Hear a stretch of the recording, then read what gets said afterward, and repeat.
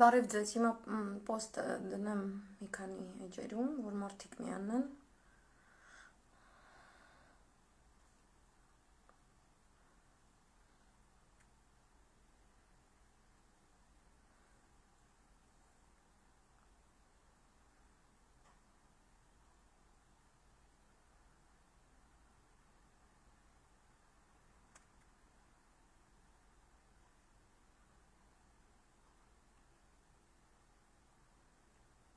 Մինչև այդ շատ արագ կարդամ, ֆիքսենք, ուրեմն օմբուդսմենը Արցախի հայտարարություն է արել, русերեն եմ կարդալու. 6 военнослужащих ранены, двое из которых в критическом состоянии. Атаки были совершены в направлении Харав и нескольких других общин Арцаха. Посетил раненых военнослужащих в Степанакертском военном госпитале. В армии обороны Арцаха нет убитых солдат. Сейчас в Арцахе не ведутся боевые действия. Սա այս վերջինը։ Հիմա նոր դնեմ ես իմեջում ու անդրադառնամ շատ հետաքրքիր զարգացումների, մերձավոր արևելքով մեկ Լիբանանում իրադարձություններ կան, ասում են 3 զոհ, այո, բայց սպասենք իսկապես հայտարարություններին, ես չեմ զարմանում, այս ամբողջը կապված է մեկ հակաիրանական հետաքրքիր այսպես գործողության հետ, որին ես ուզում եմ անդրադառնամ, ամբողջ օրը այդպես փազլային վիճակ էր, մի վարքյան ես այստեղ գրեմ, որտեղ մարդիկ ծանոթություններ չեն ստանում,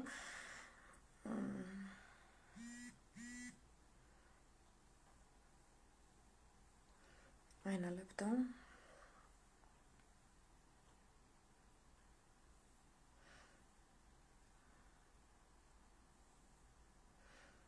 Տելեգրամում էլ չաթը միացնեմ նրանց համար, ովքեր չեն կարողանում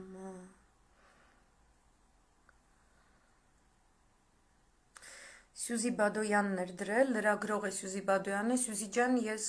քո ստատուսը կիսվել եմ իմ տելեգրամում, չեմ հասցրել դեռ լինքը քեզ դնել,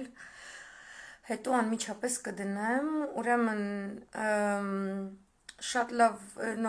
շատ վատ լուրեր են ստացվում սահմանից, 6-ից 7 վիրավոր ունենք, մոտ 30-40 րոպե առաջ, սա где-то 40 րոպեի առաջվա հրապարակում է Սյուզիի կողմից, ուրեմն դրանից 30-40 րոպե առաջ սկսվել են ինտենսիվ կրակոցներ արցախցիների վրա հարավ-արևելյան մասում, այնտեղ է թեժ կրակահերթ, Մարտունու շրջանն է հիմա թշնամու նշանառության տակ, հատկապես նոր շենից են Սյուզիին, ինձ գրում է Սյուզին ահաբեկված գրում կանայք, ասում են մինամյոտով ինտենսիվ կրակոցներ են արձակում գյուղի վրա, շտապ օգնության մեքենաներով զինվորներին տեղափոխում են հիվանդանոց, սկզբում կրակել են վրանի վրա, ենթադրաբար զինվորների, Գյուղի բնակիչները խուճապահար թափվել են դուրս, չգիտեն ուր գնան, ուր փախչեն դրանց կրակոցների տակից, որ դուշմանի գնդակը չկպնի, սա մեջբերումն է իրեն գրած գյուղացիներից, ասեմ 4 աղբյուրից ճշտված ինֆորմացիա եմ տարածում, հուսով եմ փոխհրաձգությունը կդադարի հիմա, ՊՆ-ից շուտով մեկնաբանությունը կտարածվի պաշտոնապես, հիշեք, Նիկոլը գնում է Ալիևի հետ հանդիպման, Ազիկների ԱԳՆ-ին հանդիպելու ոգևորված Դաբրոն 3 տվեց նաև Արարատ Միրզոյանը, խաղաղության դարաշրջանը բացող խեղկատակը, սա էլ կմարսի, լրացված, 2 վիրավորի վիճակը գնահատվում է ծանր, առայժմ միայն ՀՀ ՄԻՊ Արման Թաթոյանն է հաստատել ինֆորմացիան, մյուսները լուր են, փաստորեն Արցախի օմբուդսմենն էլ է գրել,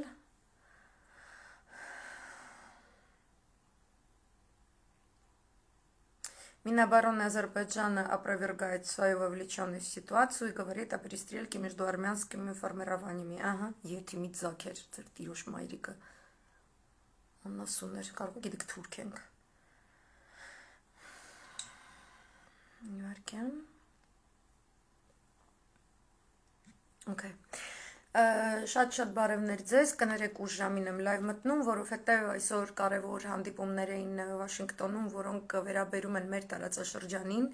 երեկվանից են կարևոր հանդիպումներ, զարգացումներ թե Մոսկվայում, թե Վաշինգտոնում, ես հիշեցնեմ, որ այս զարգացումները ամբողջապես համընկնում են իմ ներկայացրած հետ Մակի Գագաթաժողովյան աշխարհաքաղաքական ուժերի դիրքավորման հաշվարկներին, ես այդպես էլ ներկայացրել ներկայացրել եմ այդ տողատակերով էլ առաջ եմ գնալու մաքսիմալ անկանխագուշակելի իրավիճակ է, որովհետև բոլոր կողմերը զբաղված են շատ մեծ յուրաքանչյուրի տեսանկյունից գեոքաղաքական շահեր ներկայացնող հաշվարկներ եւ ուրեմն շատ բաներ են դրույթի դրված, բարև ձեզ Լիլիթ ջան, Իրանի Իսլամական Հանրապետության արտգործնախարարը ավելի բարձր պաշտոնատար անձինք տարատեսակ հանդիպումներում, տարատեսակ ելույթներում, պարլամենտում, գործադիրի մակարդակով պարբերաբար հնչեցրած իրենց հայտարարություններին ի պատասխան զգոն կերպով սպասում են հետագա զարգացումների, այսօր փաստորեն մեր թուրքական խունտայի ներկայացուցիչները հանդիպել են Արարատ Միրզոյան կոչվածը հանդիպել է իր ադրբեջանցի գործընկերոջ հետ, մենք ականատես եղանք կապիտուլյանտի հերթական ծամածրությանը եւ մեր երկրի խայտարակությանը, մենք այսօր լսեցինք շատ տարօրինակ հայտարարություն, որ Հայաստանի Հանրապետության քաղաքացիների անձնագրերում չի նշվելու Հայաստանի Հանրապետություն, այլ քաղաքը, որտեղ նրանք ծնվել են, սրանից հետևությունները պետք անել, Չգիտես ինչու մեր Facebook-յան հիվանդագին ցանցը, հիվանդագին է, որովհետև տղամարդիկ այնտեղ անելու բան չունեն շատ վաղուց, նրանք բոլորը պետք է փողոցներում գտնվելիս լինեին, ոչ թե ստատուսներ գրելիս, կամ այդ փողոցի դուրսբերման գործընթացներում ավելի զուսպ, ավելի փակ քննարկումներով զբաղված լինեին քաղաքում, չգիտես ինչու որոշներ փորձեցին հրետանին ուղղել կաթողիկոսի դեմ, լրիվ անպատ է, որովհետև այսօրվա լրահոսի եւ զարգացումների ամբողջ հորձանուտում կաթողիկոսի ելույթը միակ լույսի շողն էր, որը հրաշալի օգտագործված հնարավորություն, որը իրենով չէր պայմանավորված, վաղուց մեր կաթողիկոսը, մեր հայրենանվեր գործիչները, մեր պետական համակարգում դեռ կան հայրենիքին նվիրված գործիչներ, դեռ կան այդպիսի դեսպաններ, ԱԱԾ-սպաներ, Պաշտպանության նախարարության համակարգի աշխատողներ, ովքեր նվիրված են մեր հայրենիքին, մենք հույսներս չենք կտրած եւ այլն, իրենք հայտնված են մի քանի կրակների արանքում, փողոց դուրս չեկող ընդդիմության Խնդրում եմ ուրիշների տիլեգրամ ալիքների հայտարարություններ իմ լայվերի տակ չդնեք, հատկապես, որ իրենք տենց հակում ունեն ինձնից մտքեր արտագրելու, չհամագործակցելու եւ իմ մտքերը ոչ իմ անունով իրանց էջերում ներկայացնելու։ Ես դա 1000 անգամ եմ ասել եւ առհասարակ չեմ սիրում, որ լայվից տակ տիլեգրամի ինչ որ բաներ են դնում, որ շեղում են թեմայից։ Խնդրում եմ ուշադիր հետևեք, ես ինչ եմ ասում։ Եթե ցանկանում եք անպայման տիլեգրամյան լրահոս ներգրավել, ես կխնդրեի իմ էջում տեսնել ես ինչ եմ դրել Իսրայելի եւ Իրանի կապակցությամբ, որովհետեւ դրանց շուրջ եմ խոսելու, իսկ առավոտյան Թուրքիայի կապակցությամբ եւ թեմատիկ կիսումներ անեք եւ ոչ թե փորձենք ինչ որ ուրիշ տեղեր գնալ, օքեյ։ Ուրեմն կաթողիկոսի ելույթը լավագույնն էր, շատ հայրենանվեր գործիչներ իրպես նաև գտնվում են մի քանի կրակների արանքում, ընդդիմություն, որը դեռևս փողոցը դուրս չի բերում եւ չի օգտագործում որպես հիմնական զենք, իրենք իրենց հաշվարկները ունեն դաշինքների, մենք ունենք այդ ընդդիմադիր դաշինքների մեջ սեփ խրող ինչ որ տարօրինակ երևույթ, որին չի կարելի անդրադառնալ, հարթակ տրամադրել, վերաբերել որպես ինչպես իրենց ասած իբրև լուրջ օրակարգ, չկա այդպիսի լուրջ, դա լրջություն չի եւ օրակարգ էլ չի, դա շեղող երևույթ է եւ այդ շեղող երևույթը հարձակվել էր կաթողիկոսի վրա դա չի կարելի թույլ տալ ոչ մի կերպ, մյուս կողմից էլ այս թուրքական խունտան է, այնպես որ եթե ինչ որ իրավիճակում հայտնվում է կաթողիկոսը եւ նա ունենում է այն ելույթը, որ ունեցել է այսօր եւ որը ես գրել եմ եւ իմ Telegram-ում եւ կիսվել եմ մեջ միացնի ու կաթողիկոսի պաշտոնական էջից Facebook-յան իր հայտարարությամբ ես կիսվել եմ, ես շատ եմ խնդրում, որ մենք կարդանք ամբողջապես նախքան ինչ հայտարարություններ անելը, որովհետև չափազանց լարված իրավիճակ է, ի սկզբանե ներկայացրել եմ որպես մեր հետ կատարվող երևույթները, որպես Իրանի Իսլամական Հանրապետության հետ կնքված կարևորագույն միջուկային համաձայնագրի փուլերի համաձայն տեղի ունեցող երևույթներ, այսինքն այն պահին, երբ որ միջազգային հակաիրանական կոալիցիան ճնշումներ է օգտագործում ընդդեմ Իրանի, Հայաստանը դա զգում է իր կաշվի վրա։ Այն ժամ, երբ որ Իրանը գնում է հակահարձակման իր տարբեր գեոքաղաքական դրական լծակները օգտագործելով դա լինեն իր հարաբերությունները Ռուսաստանի Դաշնության հետ, Չինաստանի հետ, Հնդկաստանի հետ եւ այլն, մենք ունենում ենք ինչ որ մի կերպ ավելի այսպես ազատ շնչելու տարածք, մանևրելու հնարավորություն, դրանք պատուհաններ են, որոնք դու կարող եք այսպես սինուսոիդի գծով այդ միջուկային համաձայնագրի շուրջ կապված բանակցությունները հետազոտել, ես դրանք մանրամասնորեն ներկայացրել եմ հայ հանրությանը, ամենայն մանրամասնորեն, եւ կոչ եմ անում հատկապես մեր ընդդիմությանը, որ մեզ համար ստեղծված պատուհանների ընթացքում ձեռքերը ճկած եւ շատ զգուշավոր կերպով չվարվել,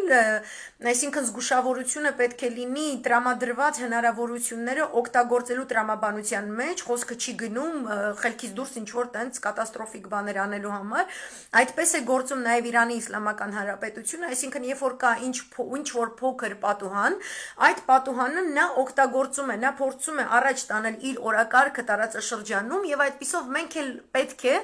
մեր օրակարգը հասանելի դարձնենք եւ լսելի դառնանք եւ գնանք անակնկալ գործողությունների, որովհետեւ թուրքա-ադրբեջանական կոալիցիան Իսրայելի հետ իսկապես սկսում է հետաքրքիր ուրվագծեր ձեռք բերել։ Ես տեսնում եմ, որ Մոսկվայի հետ զուգահեռ տեղի էր ունենում շատ կարևոր հանդիպում Վաշինգտոնում, որն է Բենետի, այսինքն Նետանյահուին հաջորդող շրջանի առաջին անգամ այսպես Յայր Լապիդի արտաքին գործերի նախարարի հանդիպումը Բլինկենի հետ, որը իր հերթին հաջորդ հանդիպումն էր, դրանից առաջ հիշում եք, երբ որ Իրանի Իսլամական Հանրապետության արտգործնախարարը գտնվում էր Մոսկվայում, մենք շատ ինտենսիվ կերպով հայտարարությունների ենք ականատես լինում թե մեր ընդդիմության կողմից, մեր վախկոտ պամպերսների մեջ լցրած պարսիկների ուժից, թուրքական խունտա իշխանության հայտարարությունները, որ իրենք ոչ մի կերպով թույլ չեն տա, որպեսի Իրանի Իսլամական Հանրապետության դիրքերը ինչ-ինչ վտանգների տակ ենթարկվեն կամ հայտնվեն եւ այլն, այդ նույն ընթացքում տեղի էր ունենում հերթական հետաքրքիր հանդիպումը, որի մասին ես մանրամասնորեն նշել եմ, ես առհասարակ աղաչում եմ իմ լսարանին, երբ որ ես խոսում եմ Իսրայել-Իրան եւ տեսնում եմ թվերը իջնում են, հորս արև թե այդ կռիվը էլի ձեր գլխին չի գալու, նայեք վերև տենեք ձուն չի գալի, բայրակթար է գալի։ Նստեք, լսեք անկախ նրանից ինձ ատում եք, սիրում եք կամ ավելի շատ եք սիրում, որ շունիկը կողքս էր կամ չգիտեմ մազերս թափածա կամ ավելի սիրում եք իզից արտագրողներից կարդակ։ Հասկացեք, որ շատ տարերային ժամանակներում ենք ապրում։ Այնքան հետաքրքիր է։ Ներքաղաքական մեկից ինչ որ բան խոսում են, հելնում է 500 չգիտեմ ինչ, ասում ես Իրան-Իսրայել գնում են, ընդեղից է սկսում է սաղ դարդուցավը, ժողովուրդ ջան։ Մի քիչ այդ բամբասկոտության տարերքից դուրս եկեք, այդ կլիշեներից դուրս եկեք, մեծ մտածեք, մենք մեծ ազգ ենք, մենք մեծ պետություն ենք, մենք մեծ պետություն ենք։ Մենք այնքան մեծ ենք մեր ուժով, մեր որակով, որ մեկ Զանգեզուրի, մեկ Նախիջևանի խնդիրը բոլորին եկել խառնել է իրար ոչ բարով այս յետիմ իջևանցի արտակնոցի անցքի պատճառով։ Երբեք վերջապես մեր երկրին լուրջ վերաբերվելու։ Այս ինչ անլրջություն է, առավոտի ծիրիկուն, ոնց որ սենց մի կողմից ուզենաս Իսրայելը, Թուրքիան, չգիտեմ ինչ, որտեվ ուզում ես գիտակից հասարակության հետ հետո գիտակից նորություններ բերես, ներկայացնես վերլուծություն, մյուս կողմից տեսնում ես ներքաղաքական դաշտում, ասի ըսավ, անիգա անոր ըսավ, ասիգա անոր հանդիպեցավ, ասիգա Միշիկի մարտն է, էնի չգիտեմ ում մարտն է, այս մեկը սրանն է, էսի չգիտեմ Սերժի պրոյեկտն է, էնի չգիտեմ, զզվացրիք թողեք 4 տարի ու դրա համար թիվ ա գնում։ Են մյուս թիվն է լսում են, որ գրեն տանը շեֆերին տանը, աննան կոմասից սենց ասել։ Հերիք եղավարը հայրենիք մտածեք, ու եք գնում։ Ասում ես Իրան-Իսրայել շախ կնգնում է ներքև, ատեղից պտի բարձրանա, թարսեք դու կարա։ Կարևոր հանդիպում էր տեղի ունենում, երբ որ Բենետը եկավ Բայդենի հետ հանդիպման, ինչ խոստացան իրենց, որ եթե Իրանի Իսլամական Հանրապետությունը ըստ Իսրայելի առաջադրած, որ ինքը իրավունք չունի առաջադրի, 3 համալիր նախապայմանների չվերադառնա համաձայնագիր, իսկ վերադարձող Ամերիկայի Միացյալ Նահանգները ոչ թե Իրանն է, Ամերիկայի Միացյալ Նահանգները ապօրինաբար է դուրս եկել այդ համաձայնագրից, ապօրինաբար։ Եվ վերադառնալու համար այդ համաձայնագրի իրագործման համար, որը ամբողջ տարածաշրջանի լավագույն անվտանգային համակարգի ապահովման միակ միջոցն է, մեզ էլ է դա վերաբերում, հասկանում եք։ Մենք որ այս կռիվների մեջ չընկնենք, չկոտորվենք, մեզ վերաբերվում է այդ համաձայնագիրը։ Այդ մենակ Իրանի մասին չի, ասեք Իրան, Չինաստան, Գերմանիա, Ֆրանսիա, Մեծ Բրիտանիա ամենը, всё, ես էլա կնայելու։ Չես կարա գնաս քնես դու Հայաստանում։ Հայաստան չես կարա խմես, ծխես, դու պետք է նորմալ քո համակ ես պահես հայ պես, արա։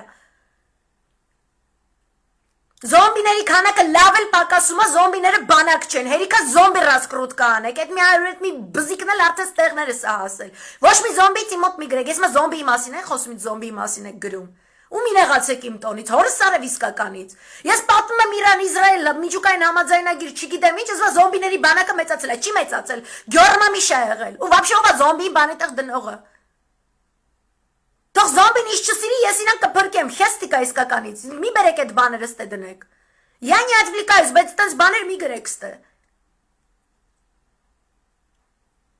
Մի գրեք, мы ничего не забыли, мы здесь и мы рассуждаем об этих темах, и все это касается нам. Խաղաղություն ենք ուզում, այսա խաղաղության ճանապարհը, որովհետև եթե մի ուրա բունկեր շլուխ են ասել, մենք դեղին ծաղիկներով կանգնենք սարերում, չունեմ ես դեղին ծաղիկ, արա։ Չոտքի խոսակցություն, չոտքի կողմերի հետ այսքան բանով դեղին ծաղիկով խաղաղություն բերել։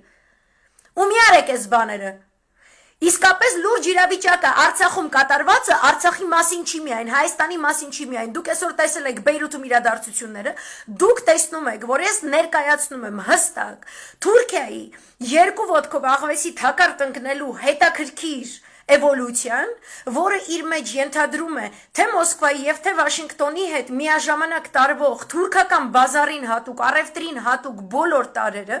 անկանխագուշակելի ելքով, որովհետև ամենաճկուն ու ամենավարկենական, դա չի նշանակում, որ սկզբունքային եւ ճիշտ, ուղղակի ճկուն եւ վարկենական որոշումներ ընդունող եւ այդ որոշումների համար համապատասխան տեղ ունեցող, մանևրելու հնարավորություն ունեցող Թուրքիան դժվարացնում է իր բոլոր հարևանների կյանքը, այդպիսին է Թուրքիայի բնույթը։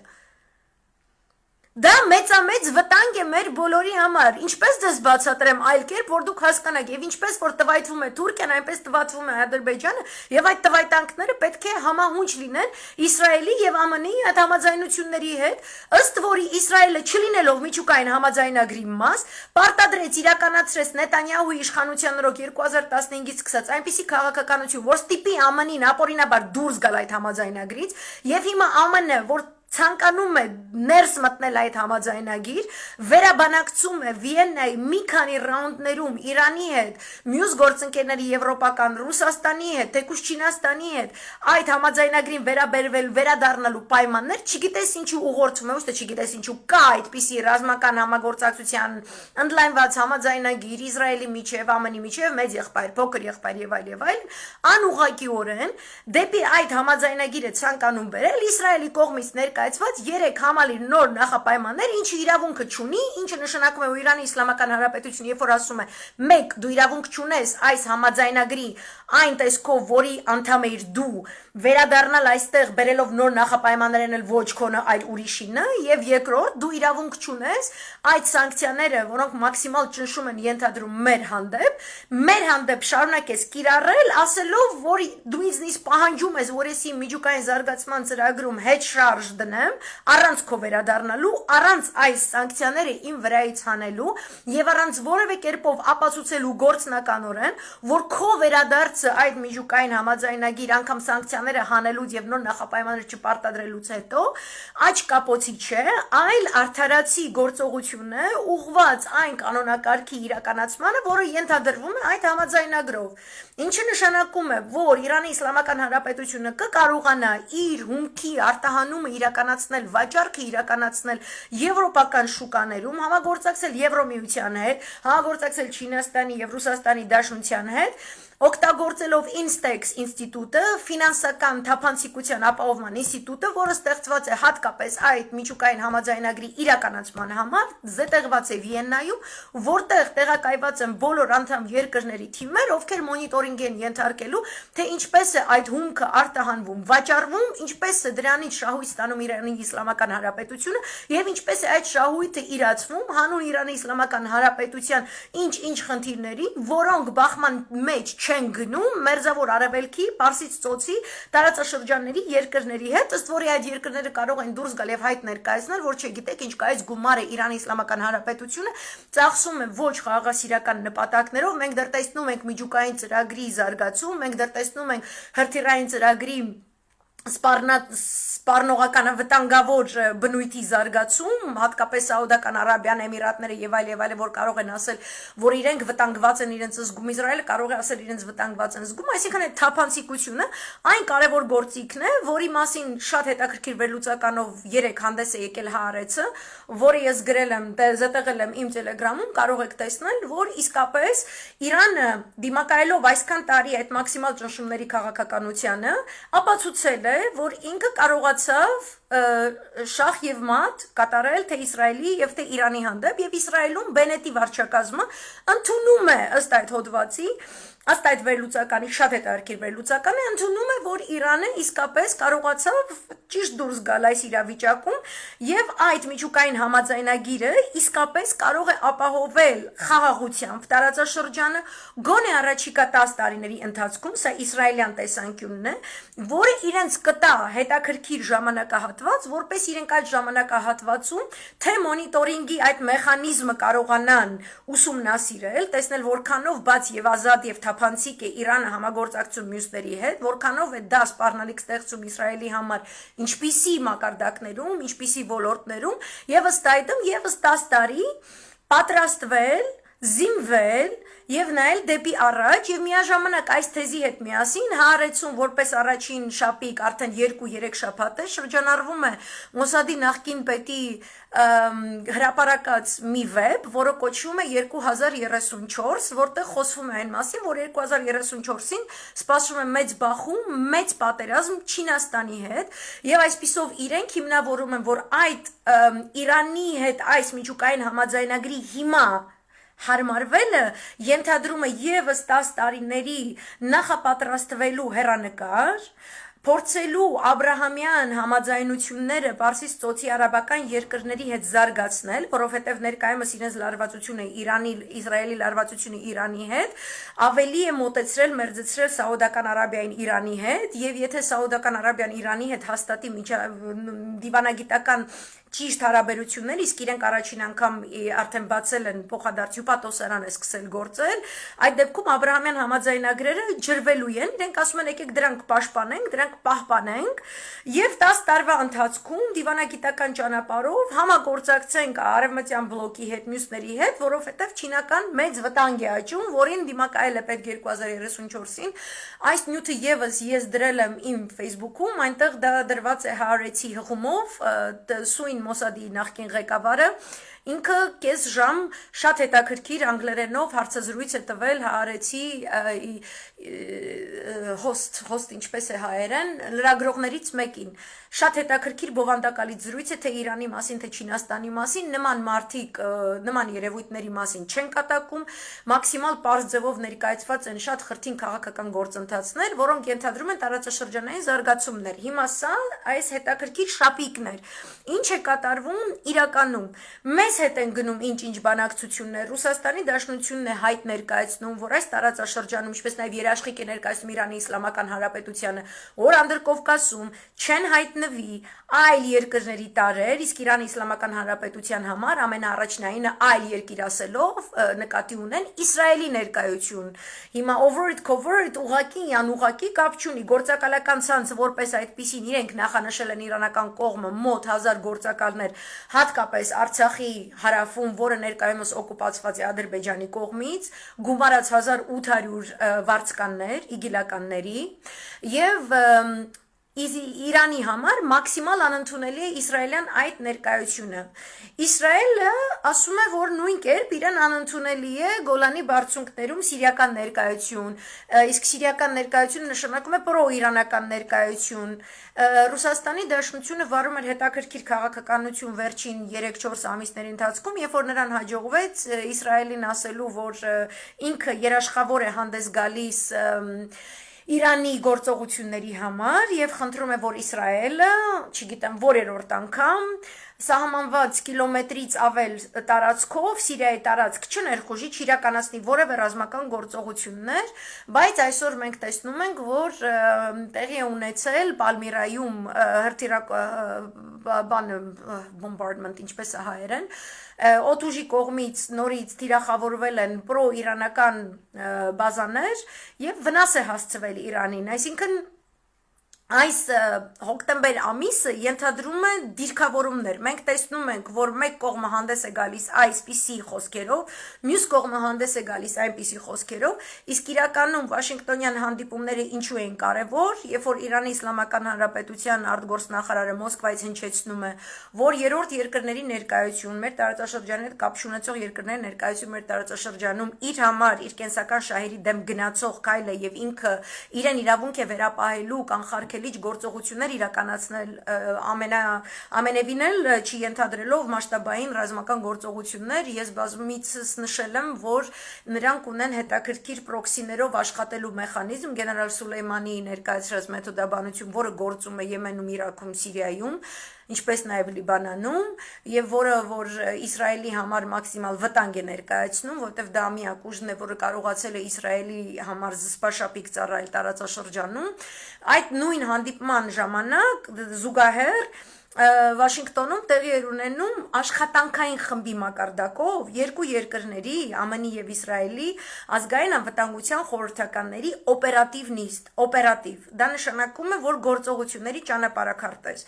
որի հենասյունը օգոստոսի վերջին կայացած Բենետ Բայդեն հանդիպման այն հենքն էր, որ եթե այս միջուկային համաձայնագրի վերադառնալը անհնարին կլինի, բնականաբար իրենք ապրիորի որոշել են, որ դա կլինի Իրանի մեղքով եւ պատճառով, ապա այո, Ամերիկայի Միացյալ Նահանգները իր վրա դնում է պարտավորվածություն, որ ինքը հետամուտ կլինի այսպես կոչված պլան B-ով գործելու, այսինքն տարբեր միջոցներով ինչպես որ Իրանի դեպքում, այսինքն եթե ոչ լայնամասշտաբ ուղակի հարձակում, ապա պրոքսիներ, ապա ինչ-ինչ ահաբեկչական խմբեր, ապա ինչ-ինչ այսպես օպերատիվ գործողություններ շատ հետաքրքիր տոճիչնի ձևերով խփող տարբեր երկրներում միաժամանակ տարբեր երկրներում, որտեղ կա Իրանի Իսլամական Հանրապետության կենսական շահ, այդտեղ նշանային համակարգված թիրախներ ստեղծելով եւ այդ թիրախների վրա հարվածելով, այս հեգելյան պահը շատ կարեւոր է ֆիքսել, ստեղծում ես իրավիճակը, այսինքն դիվերսիա ես իրականացնում, որտեղ դու բոլոր գործոններով ապահովել ես իրավիճակը այնպես, որ կարող ես մեղքի սլաքը ուղղել Իրանի վրա, ապա դրա հիմնավորմամբ ձեռնամուխ ես լինում հետագա տարատեսակ պատժիչ գործողությունների, դա կլինի ուղակի քո զենքի, քո զորքի, քո բազաների միջոցով, կամ ասենք Ադրբեջանի միջոցով, կամ իգիլականների միջոցով, կամ Իսրայելի ինչ-որ ռազմական հետախուզության գաղտնի օպերատիվ գործողությունների միջոցով, արդեն երկրորդական է, այսինքն այդ օպերատիվ հանդիպումը, որ տեղի է ունենում, ինքը հատուկ օպերացիան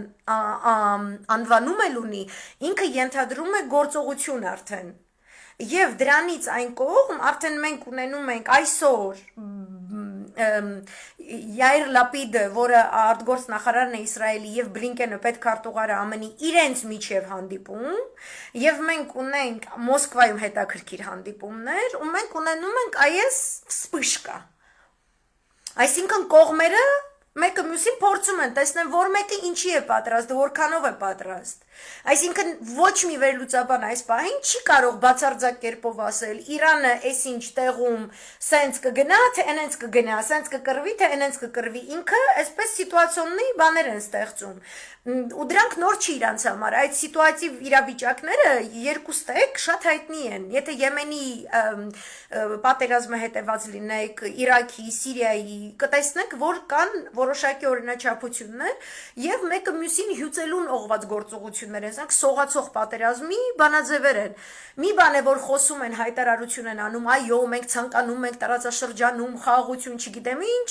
ճանապարհները բացվեն, 3 գումարած 3, մեկ բան է, երբ որ մենք տեսնում ենք Վրաստանում ոտքի կանգնած ժողովուրդ անհայտ պատճառներով, ինչ որ տենց абսուրդ ձևով բանտում գտնվող ինչ որ Սաակաշվիլի, որը իբր հացադուլ է անում, մենք տեսնում ենք մեր կապիկ անասունին, որ գնում է աջ, գնում է ձախ, բոլորին ամեն ինչ խոստանում է, մեկ խմած է, մեկ օյաղա, բայց էլի խմացության աստիճանի տակ է։ Այս Զելենսկի անասունը, որ չգիտի Թուրքիից է զենք առնում, ռուսի դեմ է օգտագործելու, ում դեմ է օգտագործելու։ Այս քաոսը ենթադրում է, որ դիվանագիտական լեզվամտածողության պարտայտված մտքերը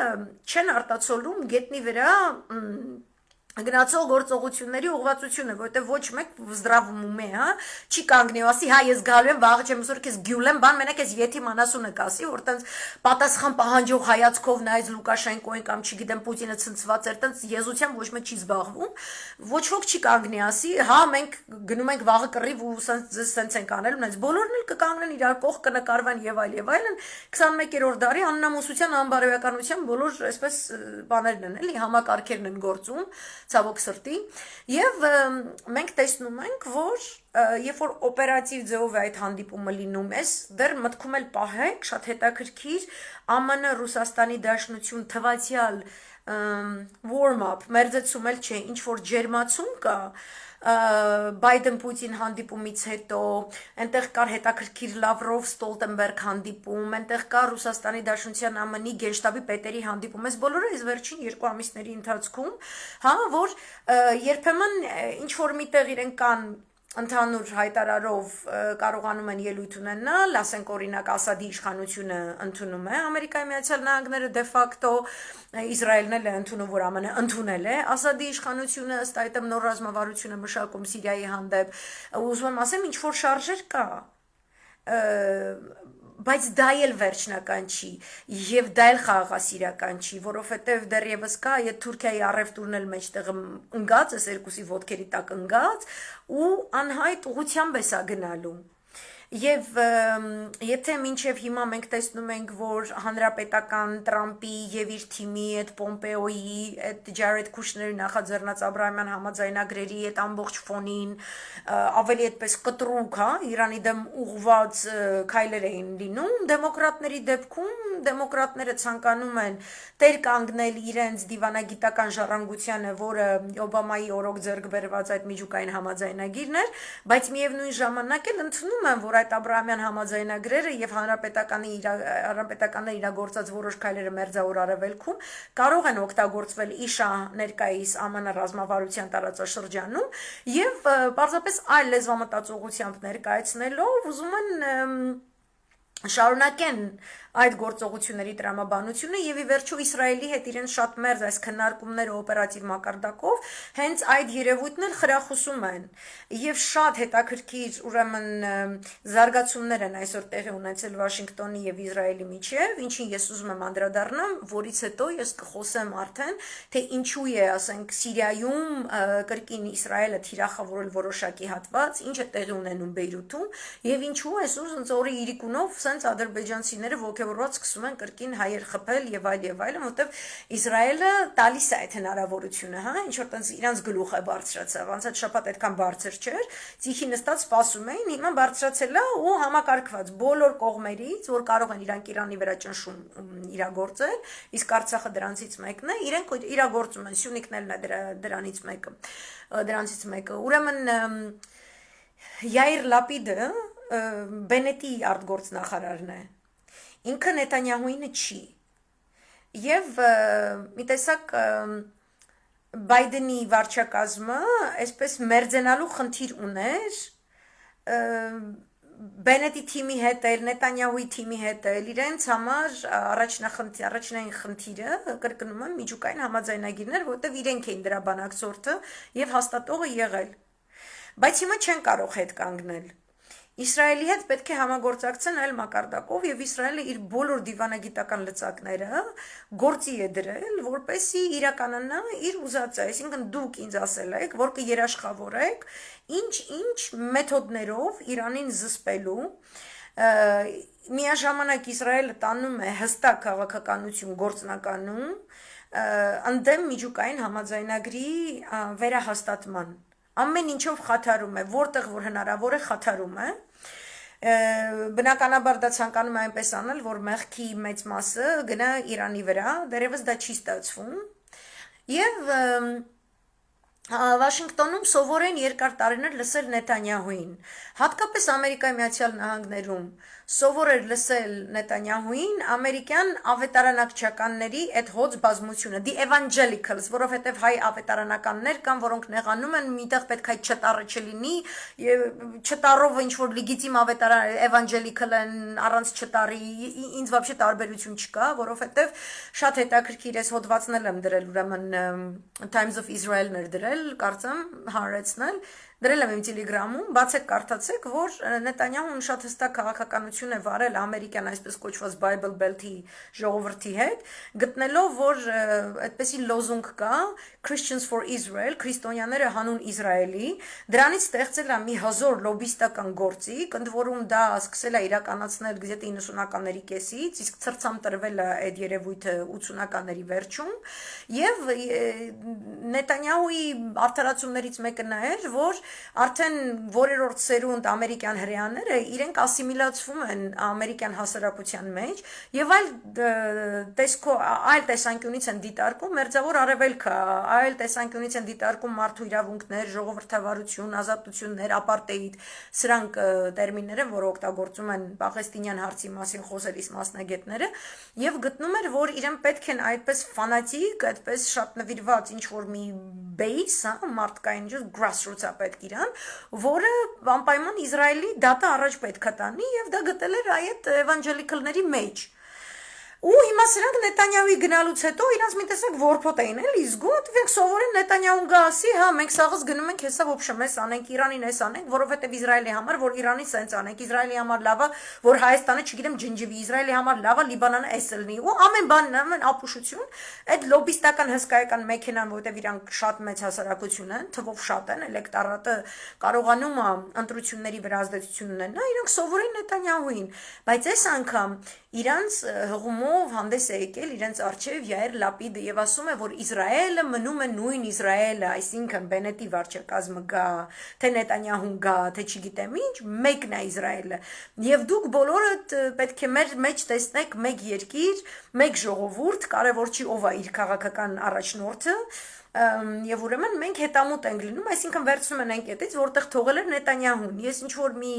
վերլուծականում մի քանի անգամ նշել եմ, որ ինձ համար շատ հետաքրքիր է այդ երևույթը, որ Նետանյահուն հասկանում է ի տարբերություն մեր որոշ լիդերների ինքը ունի իրական վիճակագրություն, ինքը հասկանում էր, որ հասարակությունը իսկապես իրենից հոգնել էր իր անձից, իր դեմքից, իր թիմից շատ էին մնացել իրենք ու այս նոր կառավարությունը, որ եկավ այդ 4-5 վերընտրություններ, որոնք շատ ճգնաժամային էին ներքաղաքական առումով, չեն կարողանում որպես արդյունք արտադրել կոալիցիոն կառավարություն, ի վերջո կարողացավ այդ 5-րդ վերընտրությունից հետո Բենետի կառավարությունը գալ իշխանության, որոնք իրենց ներկայացնում են 8 կուսակցությունների կոալիցիա եւ հետաքրքիր տարերով, որ այդ բոլոր կուսակցություններն էլ նորածին են, առաջին անգամ 79 թվականից ի վեր չկարողացավ Նետանյահուն մեծամասնություն ապահովել իր կուսակցության համար, բայց այդ բոլոր 8 կուսակցությունները, որ այսօրվա կառավարությունն են, իր ստեղծածներն են։ Ինքն Էրդողանը տենց հետաքրքիր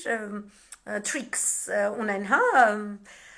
իրենք ուրեմն սիրում են ստեղծել օպոզիցիա, ԼՀԿ 7 բաներ են, էլի ստեղծումը տենց, ԼՀԿ 1, ԼՀԿ 2, Նիկոլ 1, Նիկոլ 2, Նիկոլ 3, շատ ունեն, ստեղծում են, մնում են իշխանության, ստեղծում են, մնում են իշխանության, հիմա սենց այս բան էս, Բենետի իշխանությունը, այդպես ԼՀԿ-ների, բայց շատ ավելի արդյունավետ, ոչ ԼՀԿ 7, մի հատ կոալիցիա է եւ ես գտնում եմ, որ մի տեսակ Նետանյահուն հասկանալով, որ իր դեմքից հոգնել են, ինքն էլ հենց ստեղծել է այդ նոր հետաքրքիր, ուրեմն նոր դեմքով կառավարությունը, որը դեմոկրատների հետ այլ կերպ էր խոսում, որովհետև Նետանյահուն գիտեր, որ նաև ԱՄՆ-ում հանրապետականների իշխանությունից հեռանալուց հետո իր անհամություններն էլ 2015-ին իրականացրած իրար են գումարվելու եւ նա դառնալու է դե ֆակտո պերսոնա նոն գրատա, իր հետ ոչ ոք չի խոսելու եւ Իսրայելի շահը այդպիսով ոտնահարվելու է եւ հանուն պետական շահի նա գտավ, որ Բենետը ճիշտ կլիներ Եվ ես տեսնում եմ այս փոխանցումներով, պասով խաղը, որովհետև Յայիր Լապիդի այսօրվա Վաշինգտոնում գտնվելը, ուրեմն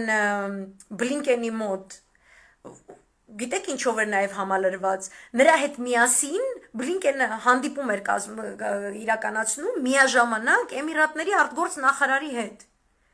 Իսկ դա հանրապետականների ձեռքբերումն է, այդ Աբրահամյան համաձայնագրերը, որ կնքել են Էմիրատների հետ, Բահրեյնի հետ, Մորոկոյի հետ, Սուդանի հետ, եւ դեռևս օդում կախված է Սաուդական Արաբիայի հետ կնքվելիք այդպիսի համաձայնագիրը, այդ հանրապետականների ձեռքբերումն է։ Ու շատ սիմվոլիկ էր, որ Իսրայելը եւ Էմիրատները, ովքեր իրենց արտաքին քաղաքականությունում դիրքավորվում են որպես Իրանի կողմից ուղակի սպառնալիք զգացող ԱՄՆ-ի հետ դաշնակից գործընկեր պետություններ, իրենք միաժամանակ գտնվում են Բլինկենի հետ նույն սենյակում, նույն սրահում, այդ նշածս օպերատիվ հանդիպումներից հետո, չէ, ազգային անվտանգության խորհրդականների մակարդակով, Բենետ Բայդեն մակարդակով, սա արդեն գնում են արդեն դեպի գործողություններ։ Եվ խոսվում է արդեն այս հանդիպմանը, այս հոդվածի հղումն էլ կա Telegram-ում կարող եք բացել կարդալ շատ հետաքրքիր հայտարարությունը Բլինկենի, ըստ որի նրանք ասում են, որ անցնում են գործողությունների պլանի։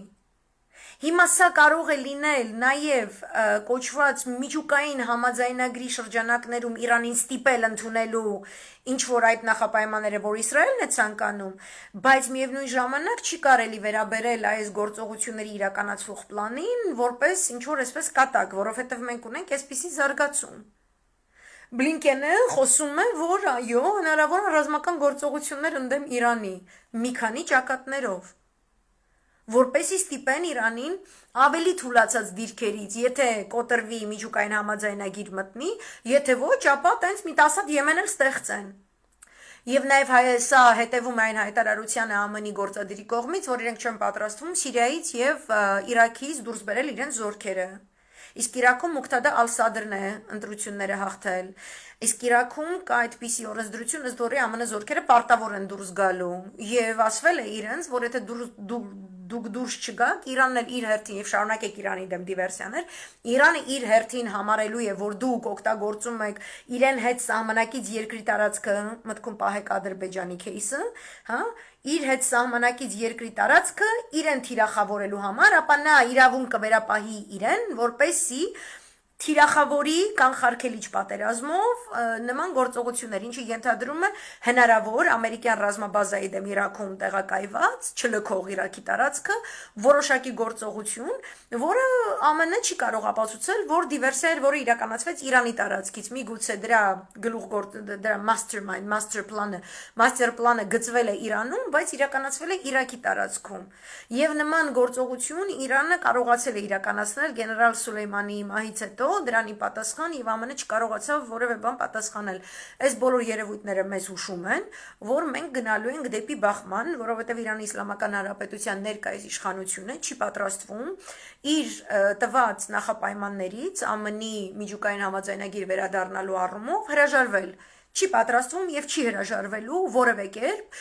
ոչ թե որովհետեւ ինքը տենց ուժը գազից տղայա բան իրեն ոչ մեկ չի կարասս բանասի բան, տենց չէ, ինքը բիսեդկա չի քշում, այլ որովհետեւ հստակ գիտի Իրանի Իսլամական Հանրապետությունը, որ իրեն կխափեն, որ ինքը ինչ որ զիջումների գնալով ամենևին չի թեթևացնելու իր բանակցային դիրքերը, ընդհակառակը ավելի է դրանք թիրախավորելի դարձնելու, ինչի հետևանքով պատերազմը կկարողանա ֆիզիկապես հատել իր երկրի սահմանը եւ թիրախավորել իր ժողովրդին իր երկրում։ Այսինքն երկու կողմերն էլ բավականին գիտակ են, թե դիմացինը ինչպես է կառուցում իր բանակցային գործընթացը, ինչպիսի վախերի, սպառնալիքների տրամաբանությունից ելնելով եւ գիտակից են, թե ըստ այդ վտանգների եւ սպառնալիքների իրենք ինչպիսի պաշտպանական եւ հարձակողական ռազմավարություններ կարող են վարել մի ամբողջ մեծ տարածաշրջանում։ Եվ նախընտրում են շարունակել այս ռուսերեն ասած ծյորկի, որից անմասն չեն մնում այդ փոքր երկրները, որոնք սահմանակից են Իրանի հետ եւ կամ Իսրայելի հետ եւ կամ Թուրքիայի հետ եւ բոլորը կամա թե ակամա դառնում են թիրախավորելի այս մեծ գեոքաղաքական հսկայական խաղում, ինչը ամենևին չի հեշտացնում կյանքը եւ ամենևին չի տանում դեպի խաղաղություն, այլ ընդհակառակը լարում է իրավիճակը։ Եվ ուրեմն մենք ունենք Վաշինգտոն, որտեղից կա հետաքրքիր դաբրո ռազմական գործողությունների, դա չի կարող իրականացվել մեկ անգամյա ինչ որ sense մի անգամից լայնամասշտաբ այդ 2003 թվականի ոճի կամ 2001 թվականի ոճի всё մտնում ենք Իրաք, всё մտնում ենք Աֆղանիստան, որովհետև Պենտագոնն էլ եւ ամերիկյան ռազմական հետախուզության ծառայություններն էլ բոլորն էլ ասում են, որ նման պատերազմները 21-րդ դարին համահունչ չեն, ոչ միայն ռազմավարության տեսանկյունից, այլ շատ դժվար է էլեկտորատին վաճառել նման պատերազմը, նման մասշտաբային պատերազմը հոգնել են հասարակությունները արևմտյան հերթական մենք կգնանք կմտնենք mission accomplished մենք այս կանենք մենք այն կանենք իրենք ավելի այսպես սողացող պատերազմների մեթոդաբանությամբ են առաջնորդվում Եվ մենք պաստորեն տեսնում ենք, որ դեռևս մեկ շաբաթ, մեկ ու կես շաբաթ առաջ Ասադի ընդունման կապակցությամբ այսպես կիսափափկած ԱՄՆ-ի դիրքորոշմանը, որ իբրև թե տանում էր դեպի ջերմացում, մենք հանկարծ տեսնում ենք սրված իրավիճակ, մի կողմից Թուրքիան է հայտարարում Էրդողանի մակարդակով, այսօր էլ Չաուշօղլուի մակարդակով, որ Սիրիայում իրավիճակը անտանելի է, իրենք չեն հանդուրժելու որևէ ներկայություն, իրենք բնականաբար առաջին մեղավոր նշանակում են քրդական կազմավորումներին, քրդական կազմավորումները թուրքական իշխանությունների կողմից հիմնական Փոխանակման մանրադրամն են, երբ հարցը վերաբերում է ԱՄՆ-ի կողմից Թուրքիային հորդորմանը, որ գիտեք ինչ կա հրաժարվեք ռուսական S-400-ներից, որպեսզի մենք ձեզ կարողանանք հետ բերել F-35 օդանավային ծրագիր, թուրքերը ասում են, այդ դեպքում դուք մեզ թույլ տվեք, որ մենք քրդերին այնտեղ ոչնչացնենք, այսինքն ձեր կողմից Ասադի ճանաչումը կամ մեր հեղինակության նվազեցումը սիրիական այն օպոզիցիոն ուժերի աչքերում, որոնց որ դուք նշանակել էիք մեզ, մենք պետք է այդ հեղինակությունը պահպանենք, պետք է քրդական խմբավորումները մեր կողմից թիրախավորելի լինեն, իսկ թիրախավորելի քրդական խմբավորում թուրքերենով թարգմանվում է նոր տարածքներ, նոր կոտորածներ, նոր տեղահանումներ, նոր բնաջնջումներ, այդ տեղահանված բնաջնջված տարածքներում անմիջապես իգիլականների, կանանց, երեխաների վերաբնակեցում, պակիստանյան թուրքական հովանավորչությամբ, նաև ստվերային տնտեսության հաստատմամբ եւ անընդհատ եկամտի աղբյուրի ուրեմն ապահովմամբ անձամբ Էրդողանյան կլանի համար եւ ուրեմն այդ ճնշումը կա թուրքական կողմից, որը Սիրիայից չի հեռանում եւ նաեւ այսօր ունեցանք Իսրայելի լկտի պահվածք փաստորեն Պալմիրայում նման հրետակոծություն են իրականացրել պրոիրանական ուժերի դեմ, այսինքն այդպիսով նաեւ նրանք մեծ սպառնալիքի տակ են դրել Ռուսաստանի Դաշնության որպես երաշխավորի դիրքը, ըստ որի նա Իրանի Իսլամական Հանրապետությանը ասում էր, որ ես կարող եմ հանձն առնել Իսրայելին, այսպես ասած, իր անկյունում պահելը, միայն խնդրում եմ, եք դու միջուկային համաձայնագրի բանակցման գործընթացում Վիեննայի կայանալիք հերթական ռաունդներում, ասենք ներկայացրու քո պատվիրակությանը, ասա պատվիրակության օրակարգը եւ այլն, մի հրաժարվիր բանակցային process-ից, փաստորեն կոմպրոմիսային հայտնվեց Ռուսաստանի Դաշնությունը թե Սիրիայում եւ նաեւ Արցախում, իսկ Ռուսաստանի Դաշնության առաջին դեմքերի հայտարարությունները այսօր հուշում էին այն մասին եւ առհասարակ իրենց քաղաքականությունը վերաբերում է այն կետին կարեւոր, որ եթե իրենց երկրի ստորագրությունը Հանձին Պուտինի գտնվում է ինչ որ մի համաձայնագրի տակ, ապա այդ համաձայնագիրը պետք է իրականանա։ Եվ սադրանքներ են տեղի ունենում նաեւ այդ հանդիպումներից առաջ մեր այս եթիմը, որ տենց պետքա խոսար կամ այս մեր այն մյուս եթիմ օմեգան, որ հիմա գտնվում է, չգիտեմ որ գրողի Գյորմամիշում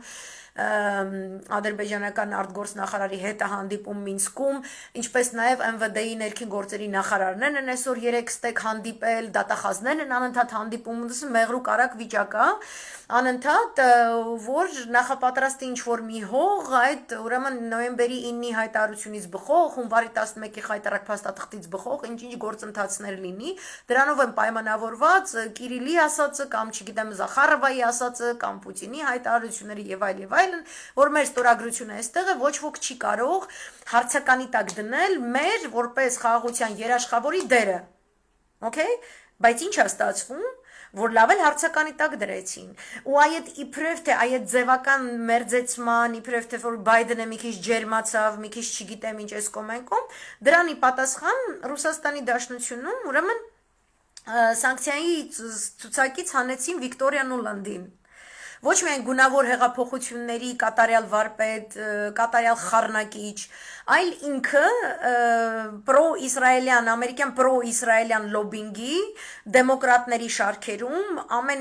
ոնց ասեմ, ամենագունագեղ կերպարն է, Պոմպեոն հանրապետականների շարքերում, սա էլ դեմոկրատների շարքերում։ Այսինքն հետաքրքիր պիրիխոդա չէ լինում, այսինքն Վաշինգտոնում գալիս են մի ընդհանուր հայտարարի, որ հանրապետականներ լինեն թե դեմոկրատներ, Իսրայելը մնում է Իսրայել, Իսրայելի կողմից Իրանը որպես սպառնալիք թիրախավորելի քաղաքականությունը մնում է առաջնային, եւ ուրեմն մենք առաջ ենք մղում դեմոկրատների։ Նուլանդին ընդունում են Մոսկվայում 3 թե 3 չառաջի օրը։ Իրեն պահում է ոչ կորեկտ, պրոտոկոլային, ինձ գեղցու շորա հակնում, ինձ գեղցու պես է իրան պահում, չէ, գեղցի պոստեր ա դնում Twitter-ում, հա, ամերիկյան դիվանագիտությանը ոչ արի, խժում է, այսինքն այդ իրանց ընդհանուր այդ պահվածքն է, որ Ռուսաստանի Դաշնությունը իրենց հավասար աշխարհաքաղաքական ուժային կենտրոն չէ, այլ Մաքքեյնի ասած բենզակալոնկա է, իրենք այդպես են իրանց պահում։ Այնպես որ այս Պուտին-Բայդեն հանդիպումից բխած ինչ-որ sense ջերմացում կամ չգիտեմ ինչ, իրենք դա փորձում են անել, որպեսզի իրենց էլ ինչ-որ սանկցիաներից ազատվեն, ու այս խաղը մի քիչ ձգձգվելու է, մինչև որ կարողանան հյուսիսային հոսք երկուսը գործարկել, իսկ դա դեռևս ամբողջապես չի գործարկվում, դրա փոխարեն ինչ զիջումների է գնում Ռուսաստանի Դաշնությունը, իսկ ես Իրանի Իսլամական Հանրապետության փորձից ելնելով պատկերացնում եմ, թե ինչ խորհուրդ կարող էր տալ Իրանի Իսլամական Հանրապետության ղեկավարը Պուտինին, որ այս յետիմներին ոչ մի զիջում էլ մի տուր, մի զիջում տալիս ես 15 տեղից քեզ չգիտեմ, թիրախավորում են։ Իսկ նա տեղի ունեն, որովհետև դրանից հետո Նուլանդը այսինքն հայտնվում է այստեղ, կրկնում եմ, ինքը պրո-իսրայելյան, ամենապրո-իսրայելյան ծանր հրետանին է դեմոկրատների թիմում։ Հետո գնում է Բեյրութ։ Այսինքն այսօր երեք վերջում գնում է Բեյրութ Նուլանդը, ու Բեյրութում սկսում է կաշը զավառուխը։ Ունդեղ Իրան ու Ռուսաստանի Դաշնությունը էլ երաշխավոր չեն ոչ մի բանի, հա, ինչ-որ պրոցեսներ ինքը սկսում է արգելափակել։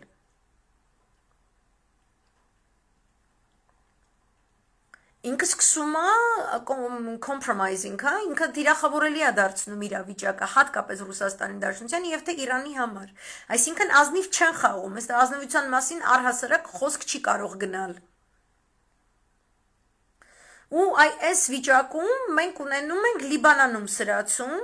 մենք ունենում ենք բուն Սիրիայի տարածքում սրացում, մենք ունենում ենք շատ հետաքրքիր ձևով տալիբների մի մեծ դելեգացիա գալիս է Անկարայում հանդիպման, սա Անկարայի ուրեմն հերթական փոխանակման մանրադրամներից մեկն է, որը նրանք պատրաստվում են ներկայացնել Էրդողան-Բայդեն հանդիպման ընթացքում հոկտեմբերի 30-31-ին կայանալիք G20, G20-ի գագաթաժողովի միջանցքներում, եւ այնտեղ քննարկվելու է Էրդողանը ասելու է ես ձեզ համար ոտատեղ եմ ապահովում Սիրիայում, ոտատեղ եմ ապահովում Աֆղանստանում, խնդրում եմ այս բաները, տվեք ինձ քրդերին, ես տեսնեմ այս 400-ով ինչ կարող եմ անել, այս 400-ի պահով։ Ես տեսնեմ ինչ կարող եմ ձեզ համար ապահովել Կաբուլի օդանավակայանի պահով, Աֆղանստանում զարգացման ծրագրերի պահով։ Այսինքն ոչ միտեղ Թուրքիան չի պատրաստվում ինքը նատոյից դուրս չի գալու, այսինքն դուգինի ելզ մտքերը ու իրաթած երազանքները մենակ գեղցի ռուս վայ վերլուծաբանը կարող էր ունենալ, որ իրանք այնքան կան, որ Թուրքիան նատոյից դուրս գա։ Իսկ իրանք չկան, որովհետև Թուրքիան տնտեսապես ամբողջապես կախում ունի ԱՄՆ-ի հետ հաստատվելիք ազատ առևտրային համաձայնագրից, որը ենթադրում է ընդհանուր ծավալով $100 միլիարդ ապրանքաշրջանառություն, որը դու չես կարող փոխարինել Ռուսաստան-Թուրքիա տուրիզմով, պամիդորներով ու լռելով ինչ-որ սամալյոտների խփումների ու չգիտեմ ինչերի կապակցությամբ։ Ու ինչ եղավ, մինչ այդ հանդիպումը, որ պետքա գնային այս Ադրբեջանի ու Հայաստանի ներկայացուցիչները Մոսկվայի էգիդայի ներքո հանդիպեին եւ այլն, կարողացան Իսրայելը եւ Արևմուտքը այնպես անել, որպեսզի խախտվի այդ, ուրեմն հիշում եք, որ եղել է կրակոց Ադրբեջանի զինված ուժերի կողմից ոչ միայն հայ տրակտորիստի դեմ, այլ սպանել են նաեւ ռուս խաղաղապահ։ Մեկ ռուս խաղաղապահ սպանել են, մեկ ռուս խաղաղապահ վիրավորել են։ Այսինքն այսօր հետաքրքիր է, որ Զախարովան հայտարարություններ անում, ցավակցություններ հայտնում զոհված հայ գյուղացու ընտանիքի անդամներին, ցավում էր, որ Ադրբեջանը իրան էսպես է պահել, բայց իրանք իրանց խաղը պահի մասին չեն խոսում։ Այդ ինձ մոտ շատ հարցեր է առաջացնում։ Այդ նույն կերպով Թուրքիան իր տված խոստումը, որ Պուտինի հետ հանդիպել էր Իդլիբի կապակցությամբ, հիշում եք, որ Իդլիբի առումով մարդիկ էլ գրում են, «Վсё, Թուրքիան զորքերը հետ է քաշելու Իդլիբից», ինքը չի քաշում, ինքը 4 նոր ուղղություն է դրել, ըստ որի ինքը ասում է, այստեղ կան քուրդ տերորիստներ, ես գնում եմ բոլորին, в общем, ոչնչացնելու։ Ինչպես նաև սիրիական բանակի SSS ստորաբաժանումներին SSS կետերում։ Այդ ամենը ունի արևմտյան հովանավորչություն եւ ունի իսրայելյան որոշակի դիալեկտիկա, ըստ որի թիրախը հիմնական պետք է լինի Իրանի Իսլամական Հանրապետությունը, այս բոլորը իրար հետ փոխկապակցված են։ Եվ հանդիպումները այնուամենայնիվ տեղի են ունենում, Ադրբեջանի, Հայաստանի իշխանավորները հանդիպում են, Ռուսաստանի Դաշնությունը երևում է որպես այդ հիմնական երաշխավոր իբրև թե խաղաղության Մեր ընդդիմադիր դաշտից ինչ որ մարդիկ, ես չգիտեմ ընդդիմադիր են թե ուրիշ բան է եղել, թե կատուշ կեքնա թռել, հարցակվում են չգիտես ինչի կաթողիկոսի վրա, որտեվ կրկնում եմ, այս բոլոր երևույթները, որ հետևում ես, կարդում ես հայտարարություններ եւ այլ հեղեղուկ վիճակներ, ամենահստակ ու ճշգրիտ ձևով բանաձևումներ տվել էր կաթողիկոսը ու կապ չունի, որ հարթակում է։ Դա տրվել է Մոսկվայում, դա տրվել է թե Կիրիլին, թե Եթիմին։ Եթիմն է լեգիտիմ չի, այդ մուֆտի կոչվածը լեգիտիմ չի։ Ու ինքը տիպիկ բռնապետական երկրի մուֆտի է։ Որը փորձել էր մի քանի ամիս առաջ պրո-իրանական ինչ-որ հայտարարություններ արել, որտեղ շամպես դողում է։ Իրանի հոգևոր դասի դեմ ինքը չի կարող ոչինչ անել։ Հետո իր ականջները քաշել էին, իր մասին նաև վատ բաներ գրել էին Թուրքիայում եւ ստիպել էին Ալիևին, որ այսինչ է դուս տալիս էս կոմենկոմ, այսինքն այդ բռնապետն էլ են բռնապետն էլ ինչ որտեղ թակար դնգած են։ Ալիևն էլ, Էրդողանն էլ։ Եվ իրենք չեն անելու Ռուսաստանին իրենց տված խոստումների, խոսքերի, ինչ-որ տենց տրամաբանությունից բխող քայլեր, իրենք ամեն ինչ անելու են դրա դեմ, որովհետև մյուս կողմը ավելի օրակարգ է թելադրում իրենց երկրների համար կարևորագույն հատվածներում։ Եվ Նուլանդի երևույթն է շատ տարօրինակ։ Նույնիսկ բան է, էլի թունավոր օծին, տանդ մյուսը վանդակից հանես, ասես դավայ ֆրֆրա, ոչ ատամնա քաշած, ոչ մեջից թույնը հանած, ոչ մի բան։ Ոստեղ կրկին ես շատ սիրեցի Սատանովսկու գրածը, հետել եմ կիզ 6 Տելեգրամում, կարդացեք, շատ լավ է գրել Նուլանդի մասին։ Ռուսական կողմում կա այդ երևույթը, որ ես անվանում եմ կայսերական իներցիա, պետություններ, երկրներ, որոնք կայսերական անցյալ, կայսերական չէ, ոնց էր իմպերատորսկի է, հա, կայսերական չէ, ունեցել են այդպիսի էտապներ, իրենք ունեն որոշակի ռազմական քաղաքական դիվանագիտության շկոլաներ, այդ շկոլաների տրամաբանությունից ելնելով իրանք իներցիոն հայտարարությունների լեզվամտածողություն ունեն, պահվածք ունեն, վարքագիծ ունեն, որը երբեմն ստացվում են իրավիճակներ, որ չի համապատասխանում իրողության թելադրած պահանջներին, որ եթե այդ պահանջներից բխելով իրենք հայտարարություն անեն, դա էլ ակնհայտ է դարձնում, որ իրենք ընդունում են, որ իրենց դիրքը ինչ որ միտեղ թուլացած է։ Որ այն ցարական թիկնոցը, որ գցել են իրենց ուսերին, այդքան էլ չի համապատասխանում բովանդակությանը։ Ու այսպես փչացած հեռախոս է ստացվում։ Նուլանդին բերել հասցնել Մոսկվա, հետո ուղարկել Լիբանան ու չսպասել խառնակցություն, դա չգիտեմ ինչ տեսակ տուպիզմ է։ Ես չգիտեմ որքանով է Ռուսաստանի Դաշնությունը այս անգամ էլ պատրաստ, բայց այս սցենարը քանի տարի է, ինչ սկսվել է Սիրիայի պատերազմը, Այս գնա եկուր, այս շարունակվում անընդհատ։ Ռուսաստանը չի գնում վճռական քայլ, ինքը պահում է իր այդ կայսերական, իր այդ այո, մենք կվերադառնանք այս միջուկային համաձայնագիր, որ ոնց ուզում է լինի, հյուսիսային հոսքը մենք կապահովենք եւ այլ, այս տարատեսակ դիվերսիաներին ուղղակի այս անգամ դիվերսիայի մասշտաբը շատ տարօրինակ է։ Բոլոր առումներով թիրախավորվեց Ռուսաստանի Դաշնության որպես երաշխավորի դերը եւ դիրքը ամբողջապես Oh my God, someone is listening to me from deep jungles of Guatemala. That's so exotic. It's raining here and it's very cold here. This is amazing to read this. Այսօր երրորդ անգամ ես Guatemala բառը գալիս, չգիտեմ ինչի կարդացածներից ես։ Եվ ուրեմն, ինչ ունենք Լիբանանում, ինչ ունենք Արցախում, Սիրիայում ասեցինք, այս հարցակումը տեղի է ունեցել, թուրքական կողմը հետ չի գնում, թուրքական կողմը մինչև հոկտեմբերի 30 կարա հետաքրքիր մի նոր խաղաղության աղբյուր որակի օպերացիա սկսի եւ կրկին էթնիկ զտումներ իրականացնի։ Լիբանանի դեպքում հիշում եք նավահանգստի պայթյունը ողբերգական մասշտաբի, որը ամբողջովին ջարդեց լիբանանյան տնտեսության ողնաշարը։ Այդ ֆոնին ես ձեզ հիշեցնեմ, որ Իսրայելում կառուցվեց նոր գերհագեցած տարածաշրջանային կարևորության եւ մասշտաբի նավահանգիստ, որը ամբողջապես խթանում է իսրայելյան տնտեսությունը ուղիղ այնքան, որքան որ վարի է գնում լիբանանյան տնտեսությունը։ Եվ Լիբանանում ներքաղաքական ճգնաժամ է եւ արտաքին քաղաքական ճգնաժամ է։ Նավահանգստի պայթյունից հետո տեղի են ունենում դատավարական լսումներ, հետաքննություններ, որոնք ենթադրում են պաշտոնատար անձանց ձերբակալումներ։ Ենթադրում են գտնել ովքեր էին դրանց հեղինակները այդ պայթյունի, ով էր այդ հետաքրքիր տարօրինակ քիմիական տարրի սեփականատերը, ինչու էր այդքան անխնա ձևով այդ նյութը զետեղվում Լիբանանի նավահանգստում եւ ինչու դրանից պայթյունից մի քանի 1 կամ 2 շաբաթ առաջ ես կարծեմ լայվում անդրադարձել էի Իսրայելի կողմից, այսպես կարծեմ գենշտաբի պետի, այսպես մակարդակով ինչ որ ասես թեթև սպառնալիք էր հնչել Լիբանանի հասցեին եւ հետո բում եղավ նավահանգիստը եւ մոտ 250, եթե չեմ սխալվում զոհեր, եթե սխալվում եմ, խնդրում եմ գրեք, ես կարծում եմ, որ որքան հիշում եմ 251 էին զոհերը եւ նրանց ընտանիքները արդարացիորեն պահանջում են ամբողջական հետաքննություն եւ հաստատում այն անձանց, ովքեր պատճառ են եղել։ Լիբանանի քաղաքական համակարգը շատ կոռումպացված է, 20 տարի տևած քաղաքացիական պատերազմից հետո հաստատված խաղաղությունը շատ հարաբերական է։ Ինքը ավելի շատ փող զսպումների մեկը մյուսին հանդուրժելու մթնոլորտ է, քան զարգացող քաղաքացիական հասարակության, պատերազմի փոշին վրայից թափ տված հասարակության, դրան գումարած 2006-ի Իսրայել-Լիբանան պատերազմը, որտեղ Հեզբոլլայի ներգրավմամբ մեծ հաղթանակ արձանագրվեց ընդդեմ Իսրայելի եւ ամրացվեց Լիբանանի հարավը, որպես դե ֆակտո լիբանանյան սուվերեն տարածք, սակայն դա նաեւ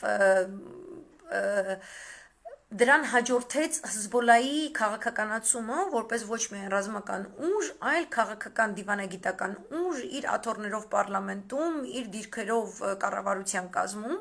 եւ եթե հիշում եք, կրկին ես լայվերում անդրադարձել էի մանրամասնորեն, որ երբ որ իրականացվում էր մաքսիմալ ճնշումների քաղաքականությունը, սանկցիոն քաղաքականությունը շատ արագ տեմպերով Տրամպի վարչակազմի կողմից ընդդեմ Իրանի, միևնույն ժամանակ համանման ճնշումներ իրականացվում էին շիիտական խմբերի դեմ Իրաքում եւ Լիբանանում, մեր դեպքում դա արտահայտվել է Արցախի ողնաշարը ջարդելով, ես անընդհատ կկրկնեմ, որ մեր դեմ կատարված է Իրանի դեմ ճնշում իրագործելու տրամաբանության շրջանակներում է տեղի ունեցել, Տրամպին հատուկ ճակերտավոր կրեատիվիզմով, կրիտինիզմով եւ օգտագործելով ամերիկյան էվանջելիկալների Christians for Israel, այս շուռ տված կոնցեպտը, որ չգիտես ինչու Christians for Israel couldn't protect a Christian Armenia, ու չէին հասկանում, anyway ուրեմն այս կերպով իրենք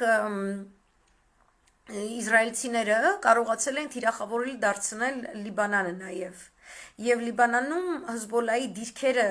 թուլացնելու համար սկսեցին շատ հետաքրքիր գործընթաց, երբ որ կրկնում եմ քաղաքացիական պատերազմը, որ մի քանի հավատքների խմբերի միջև հավատքի պատճառով դրա իբրև թե հանգամանքներում է տեղի ունեցել, այնտեղ շատ նուրբ է հավասարակշռությունը, թե պարլամենտում քանի շիաներ կան, քանի սուննիներ կան, քանի կաթոլիկ քրիստոնյաներ, ուղղափառ քրիստոնյաներ, հայեր, դրուզներ, շատ կարևոր է, նաև գործադիրում։ Եվ ամերիկյան իշխանությունները ասել են, որ մենք սանկցիաներ ենք դնում երկու բանկերի վրա, որոնք շիիտների են պատկանում, եւ կան երկու շիա падգամավորներ լիբանանյան պարլամենտում, որ իրենց պետքա բան անեք, падգամավորական մանդատից զրկեք ու դուրս վռնդեք ու իրենց էլ բանի պետքա շրջափակման մեջ գցես այդ քաղաքական գործիչներին։ Այսինքն իրենք նորից սեկտանտային պառակտում իրականացրեցին, մտածելով, որ Լիբանանում թուլացնելով Հեզբոլլան ամբողջապես կորակազրկվի, կոչնչանա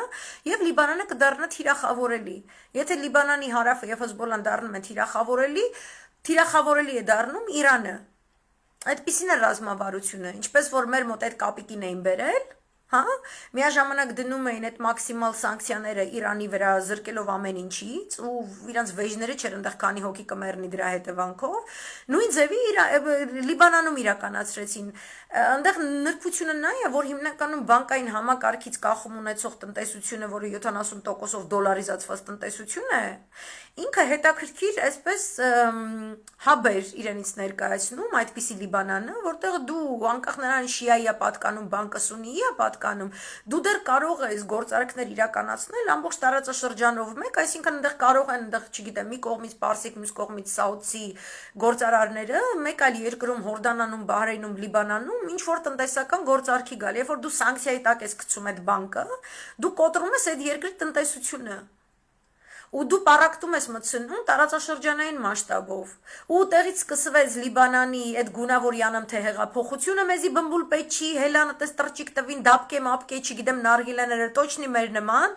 Ու Լիբանանը հայերի հետ կռիվ էին անում, ասում են, չես հասկնար մենք հոս ազատություն գուզենք, ինչ գիտնամ գրողուսով ջանդամ, ուզեք, քիչ է։ Պետք է իմանաս ձևը ուզելու, էլի։ Ես խնդիր չունեմ, որ իրավունք ու ազատություն ես ուզում, ես ուզում հասկանամ դու գիտակցում ես, դու ոնց ես դա բերելու, որ չես գիտակցում, ու քեզ թվում է թե դու դպկե ես ապարելու, դհոլ ես խփելու, նարգիլ ես քաշելու ու տենց գալու է քո ազատությունը, ուրեմն դու անասուն ես։ Մեր ժողովուրդն էլ, եթե դմդմփույա գոռալու, դուխով գլխարկ հագնի, ասի Նիկոլնա ու վերջ ու աշխարհ չկա, ինքն էլ անասուն ու բերում է անասունների իշխանություն։ Հետո գնում եք անասուն վիճակների մեջ։ Հետո ով ուզես գալի ձեր վրով քայլում է, ուզես վերաբերում են ավելի վատ, քան վերաբերում են հենց անասուններին։ Նրա համար Նուլանդի երևույթը շատ վատ է։ Նրա համար Ռուսաստանի Դաշնությունը Նուլանդի պես երևույթին ընդունելով, որից հետո ինքը գնում է Լիբանան, վատ է իրան պահում Ռուսաստանի Դաշնությունը, սխալ եք անում։ Դուք մերձավոր Արևելք հորս սարեք թե հասկանում եք։ Ու դրա պատճառով տուժում ենք ոչ միայն մենք, այլ հենց ձեր գլխին է գալու։ Որովհետև թուրքական ազդեցությունը սկսեց աճել այդ իրանց դպկեի հեղափոխության այս նարգիլաների ժամանակ։ Որտեղ Թուրքիան մտած է հյուսիսից, այնտեղ Տրիպոլիի սուննիներին պասպորտները, որ բաժանում է թուրքական, իգիլականների քնած եւ ոչ քնած բջիջներ ունի, ցանցեր ունի, ոնց ուզի կարա օգտագործի այդ երկիրը։ Եվ հիմա երբ որ գնում է դատավարություն, որ պետք է ինչ-որ պաշտոնյաների վերցնեն այս կոմենկոմ, էլի է խառնվում Վաշինգտոնը։ Ունենց անում, որ ասենք ձերբակալման կալանքի օրդերներ տրվի հենց շիա գործիչներին, հասկանում եք?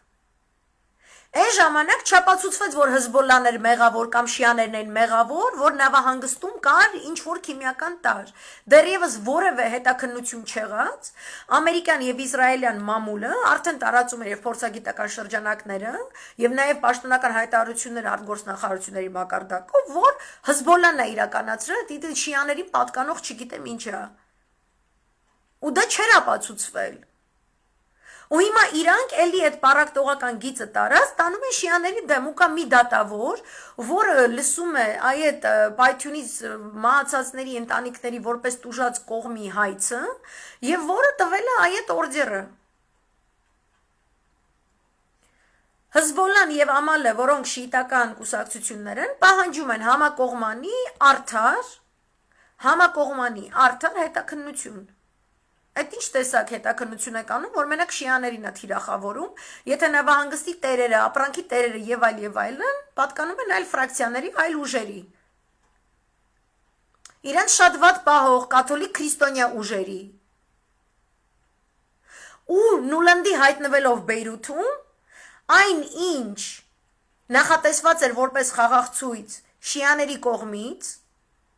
Հզբոլլայի եւ Ամալի հետևորդները գնում են խաղաղ ցույցի եւ հանկարծ խաղաղ ցույցի մեջ հայտնվում են անհայտ ծագման սնայպերներ,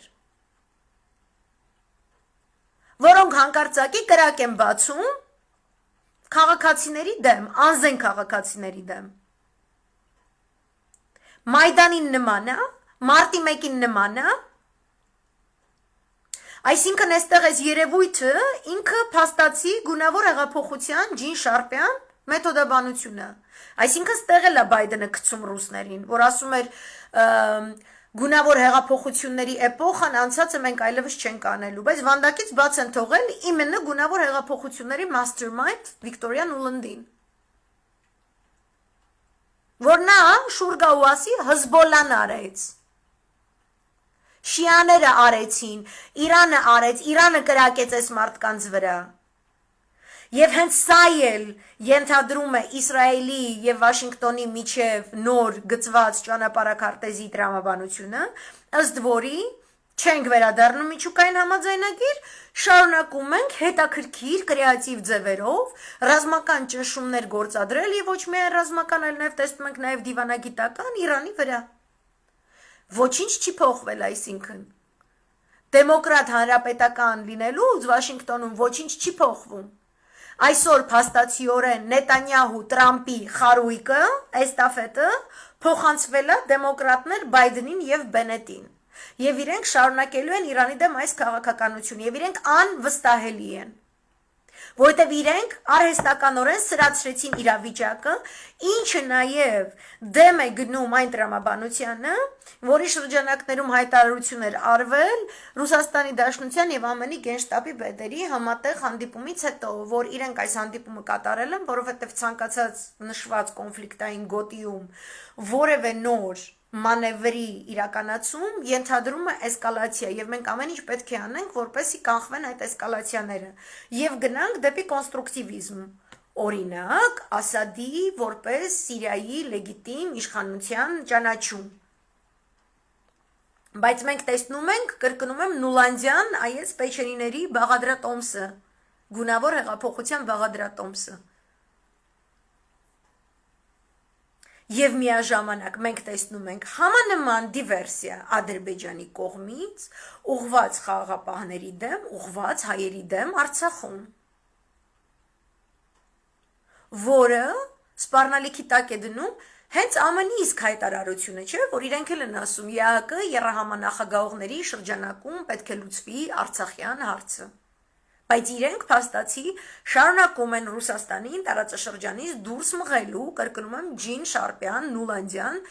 մեթոդները։ Այսինքն ոչ մի իրենց համաձայնության հետևում,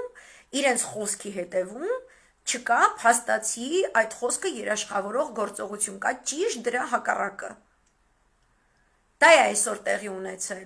ու իրենք կհրահրեն, ու իրենք կշարունակեն, ու Թուրքիայի տնտեսական կախվածությունը ԱՄՆ-ից կօգտագործվի, կկիրառվի, ոչ մի կերպ չի կարողանա նա մանևրել, եւ չկա տարաձայնություն հանրապետականների եւ դեմոկրատների միջև։ Միևնույն ժամանակ, որ այդ հանդիպումն էր տեղի ունենում Իսրայելի արտգործնախարարի, ԱՄՆ պետքարտուղարի եւ Էմիրատների արտգործնախարարի միջև Վաշինգտոնում,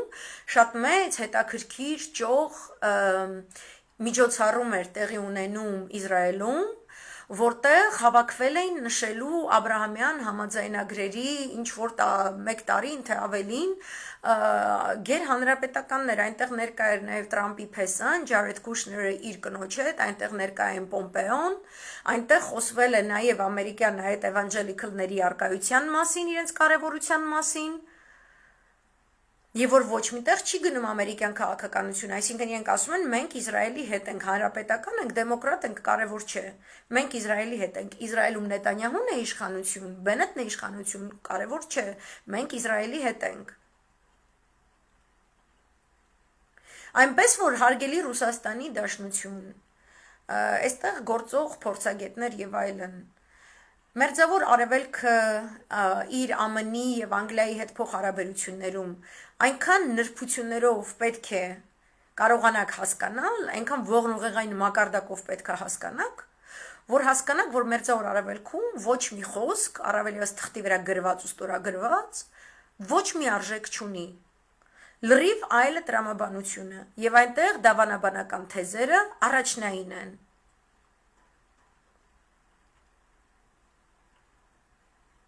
Նետանյահուի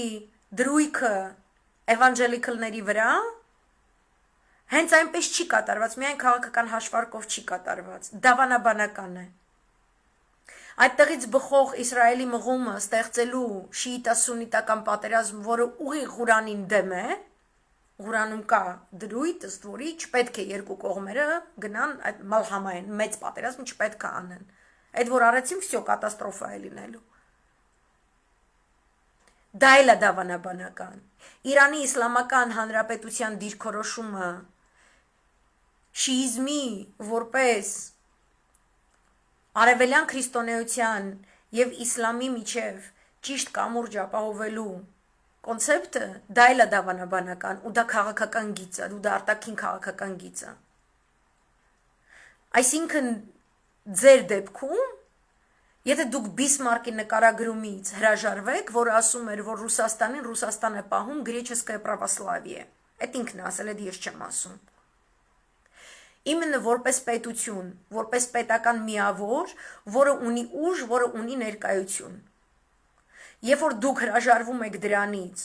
ու դուք իրականացնում եք այդ դավանաբանական կոնցեպտից չբխող, իսկ երբեմն նույնիսկ դրան հակառակ գնացող ինչ-ինչ կրեատիվ քաղաքական քայլեր, դուք տեսնում եք, որ դուք ավելի ու ավելի եք խճճվում մերձավոր արևելքի հորձանուտում։ Ու դուք պետք է հստակեցնեք, ձեր համար պամիդորներն են թանկ, թե գրեչեսկայ պրավասլավիե։ Այս կոպիտ եմ ասում։ Բայց այս դեմոկրատների իշխանությունը լինի, թե հաջորդ գալիք հանրապետականների հետաքրքիր դիրքավորումը լինի, իրենք իրենց դեպքում ունեն հստակ քաղաքական, դավանաբանական գիծ մերձավոր արևելքում, որը ենթադրում է շարունակական դավաճանություն այն ամենին, ինչ ձեզ խոստացել են։ Այսինքն դուք ամեն մի ավանտյուրային, երբ որ մտածում եւ հավատում եք նրանց խոսքերից, հա, ոչ միայն ձեր գլուխն եք դնում ու կորցնում ձեր դերը, ձեր դիրքը, ձեր հեղինակությունը, այլ դրա պատճառով վարի են գնում մենք։ Ու ձեր այդ политика равнодальности, типа Ադրբեջանն էլ Հայաստանն էլ հավասարապես ձեր եսի ինչի տակ են այս կոմենկոմ, այդ անասունություն է։ Okay? Վրաստանից սկսած այն Շևարդնաձեի վախտերից սկսած ձեր արած ապուշությունը, դա անասունություն է, որովհետև վրացին էլ է ջնջվում, որովհետև թուրքը ընդեղ էլ է առաջ գալիս։ Ու սրա դեմ պետքա գործել ճիշտ այնպես, ինչպես խոսում էր այսօր, ու ձեզ բացատրում էր մեր կաթողիկոսը։ Սա գեոքաղաքական մասն է, ես առավել քան վստահ եմ, որ պահեր կա, որ ես հիմա չեմ կարողացել հիշել ու չեմ տվել ճիշտ այսպես ամբողջական վերլուծական, ինչի համար ներողություն եմ խնդրում, հազվադեպ են ինձ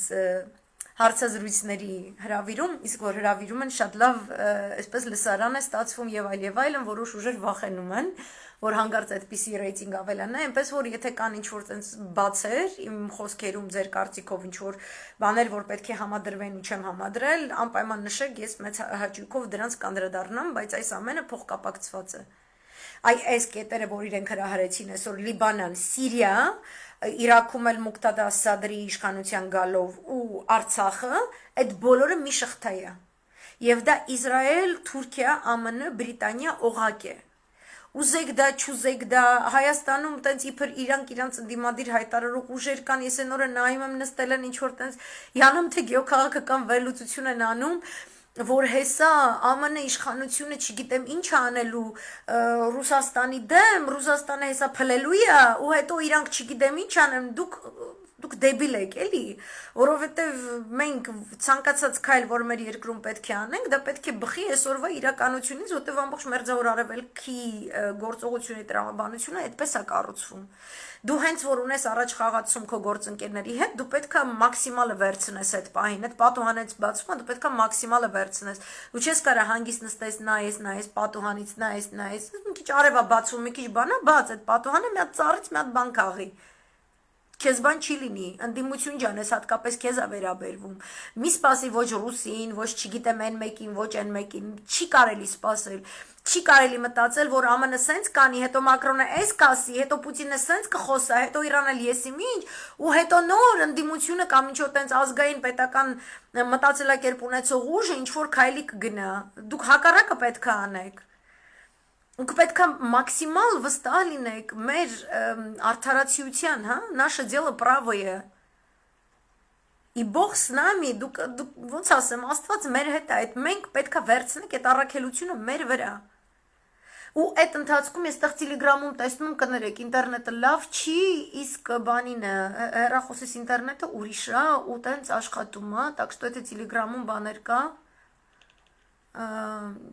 Ոչինչ։ Միացավ, սպասեք, օքեյ։ Կներեք, Տիլեգրամի ժողովուրդ ջան, մեկ-մեկ այտենց կապը գնում գալիս է։ Հիմա անդրադառնամ այս մեր վիճակներին, ընդդիմություն ջան, ողջ տարածաշրջանը, ողջ ԱՄՆ, ողջ Չինաստան, Հնդկաստան, ով ուզում է լինի, իրենք հասկանում են հստակ ազգային ազատագրական պայքարի լեզուն։ Դա այն լեզուն է, որը հարգում են, որը ընդունում են։ Չի կարելի չակտիվացնել փողոցը միացյալ ճակատով։ Չի կարելի չակտիվացնել փողոցը այնպես, որ այդ փողոցը դառնա ազգային ազատագրական պայքարի գլխավոր բեմահարթակը, այլ ոչ թե գարնիր ինչ-որ պարլամենտի, ինչ-որ չգիտեմ ինչերի, որտեղ դուք պայքարում եք, որպեսի փոխնախագահ նշանակվի, ինչ-որ եսիմի, հետո ինչ-որ անկապ հիմնավորումներ եք տալիս, թե ինչու հերթական անգամ դա չեղավ ու եսիմ չի կարելի։ Մեր յեթիմը թուրքական խունտա է, ինքը թուրքական վերարտադրություն է։ Ես անընդհատ նշել եմ մյուս ընտրություններից առաջ էլ, որ սա բրիտանա-թուրքական գծած ռազմավարություն է։ Իրանց ռազմավարությունը ենթադրում է մաշեցնել, փչացնել։ Մաշեցնել, փչացնել, ճանապարհին ինչին կպնեն, փչացնեն։ Այս յեթիմը մեր երեխեքին պարլամենտում, երեխեք չէ, մերոնց, ուզում է փչացնի։ Տիմ ընտրություններում այս նույն թուրքական մաշացնող, փչացնող ապուշությունն է անելու։ Ճիշտ է, նման յեթիմությունները երկար կյանք չեն ունենում եւ այլն։ Էրդողանի մի ոտը կարող է գերեզմանում, բայց Էրդողանին փոխարինող Իրանից ավելի ահավոր առնվազն 2-3 հոգի կան, որ կգան իշխանության, հետո ավելի վատ կլինի։ Սխալ եք անում այդ հաշվարկները։ Թուրքն էլ, Իսրայելն էլ, ռուսն էլ հասկանում է մի լեզու, այդ որ էս իմ երկիրն է։ Ոնց է Պուտինը ասում, ով որ մեզնից հող վերցրեց դրանց աչքերը կհանենք, չգիտեմ, բուզի մաչից в սարտիրախ ու չգիտեմ ինչ։ Էդ է հասկանում։ Եթե ինքը որոշել է, որ ինքը դեռ առևտուր անելու, մանևրելու դաշտ ունի, այնտեղ Զախարովան կարան նստի սենց բան դեմքով ու չխոսա իրան զոհված խաղաղապահից, բայց ցավակցի մեր տրակտորիստին, ինչա թե իրանց կայսերական ստորագրությունը ինչ որ մի խաղաղության յանամ թե հայտարարության, որ հայտարարությունը որպես այդպիսի նապորինիա վրա է դրած, իրանք այդ լոքշից ունեն, օքեյ, իրանք կարան այդ շռայլությունը իրենց թույլ տան։ Մենք չունենք։ Դուք չեք կարող թույլ տալ, որ մի ամբողջ հասարակություն ամբողջովին հուսալքվի ու դաշտում անընդհատ խոսեն ձեր ֆանատ գործիչներ, որ միայն անձամբ ձեր շուրջ համախմբվելով չգիտեմ ինչ կա, միայն անձամբ էս ինչի շուրջ, մանավանդ որ դուք էլ կոչ չեք անում եկեք իմ հետ փողոց։ Գնում եք հերթական ընտրության։ Չի կարելի։ Որովհետև ինչքան դուք դանդաղեցնում եք, այնքան թուրքը վերահաշվարկում է, էլ ինչ կարապոկի, էլ ինչ թղթեր, էլ ինչ եսիմ ինչեր կստորագրի, որի տակից չեն կարողանալու դուրս գանք։ 100 տարի է միած սերվեր չենք կարում գերեզմանից անենք, որովհետև վրան Լոզանի համաձայնագրի քար է դրած։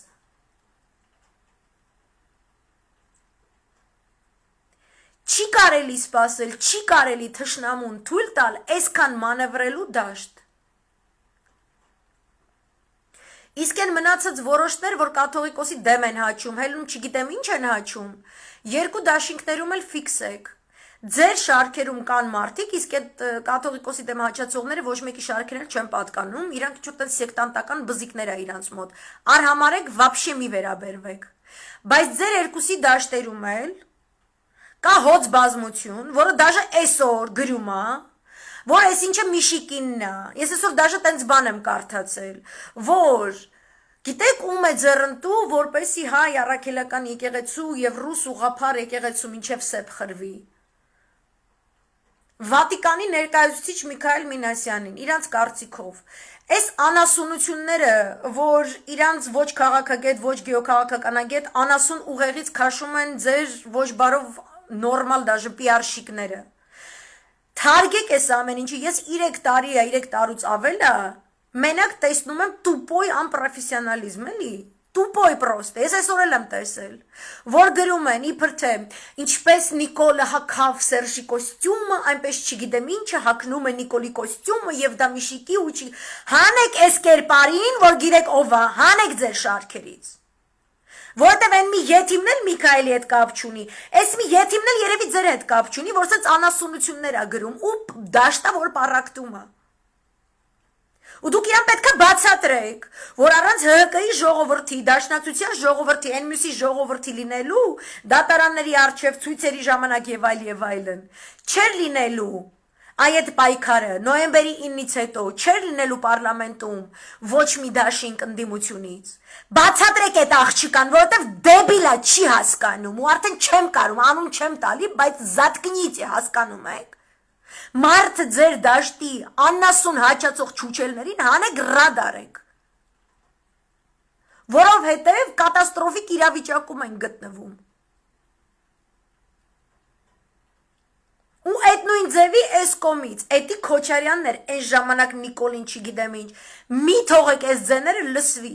եթե նույնիսկ ինչ-որ տենց փաստեր կա, ես իմ 100 տարի առաջվա, ես իմ օվում դեմ ինչ ա ունեցել, տղամարդկություն ունեցեք, այդ անասունությունները ռադ արեք, նստեք իրար հետ մի հատ մամուլի ասուլիս տվեք, մի հատ, ու կոչարեք ու հելնենք փողոց, վсё։ Դա անել ա պետք, միասին անել ա պետք։ Հայաստան չի մնացել է, որ հետո գաք ասեք, այս ինչը պետք է լինի իշխանության, այն ինչը պետք է լինի իշխանության, ու քո ձյաձին մեկի ձյաձից ու չգիտեմ ինչը։ Թարգեք այս բաները։ Ես երեք այսօր ու դրանից առաջ կարդում եմ, Միշիկի չգիտեմ ինչն է, իմ մասին չի։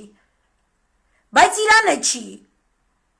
Այվոց ձեր շարքերում ասում եք, դե ինքը բան է, իր համար կուր կա Քոչարյանը, դրա համար ինքը տենց բաներ է գրում, ասենք իմ մասին էլ էին գրում, ասում են Միշիկի ագենտն է, սերժական է, ինքը իրան մի լսեք բան, իմ լայվերի ժամանակ, ձեր ժողովուրդը մարդկանց, իմ լսարանի մարդկանց նայլա ով է նայում, մեսիջ ա գրել, իր լայվը մի նայի,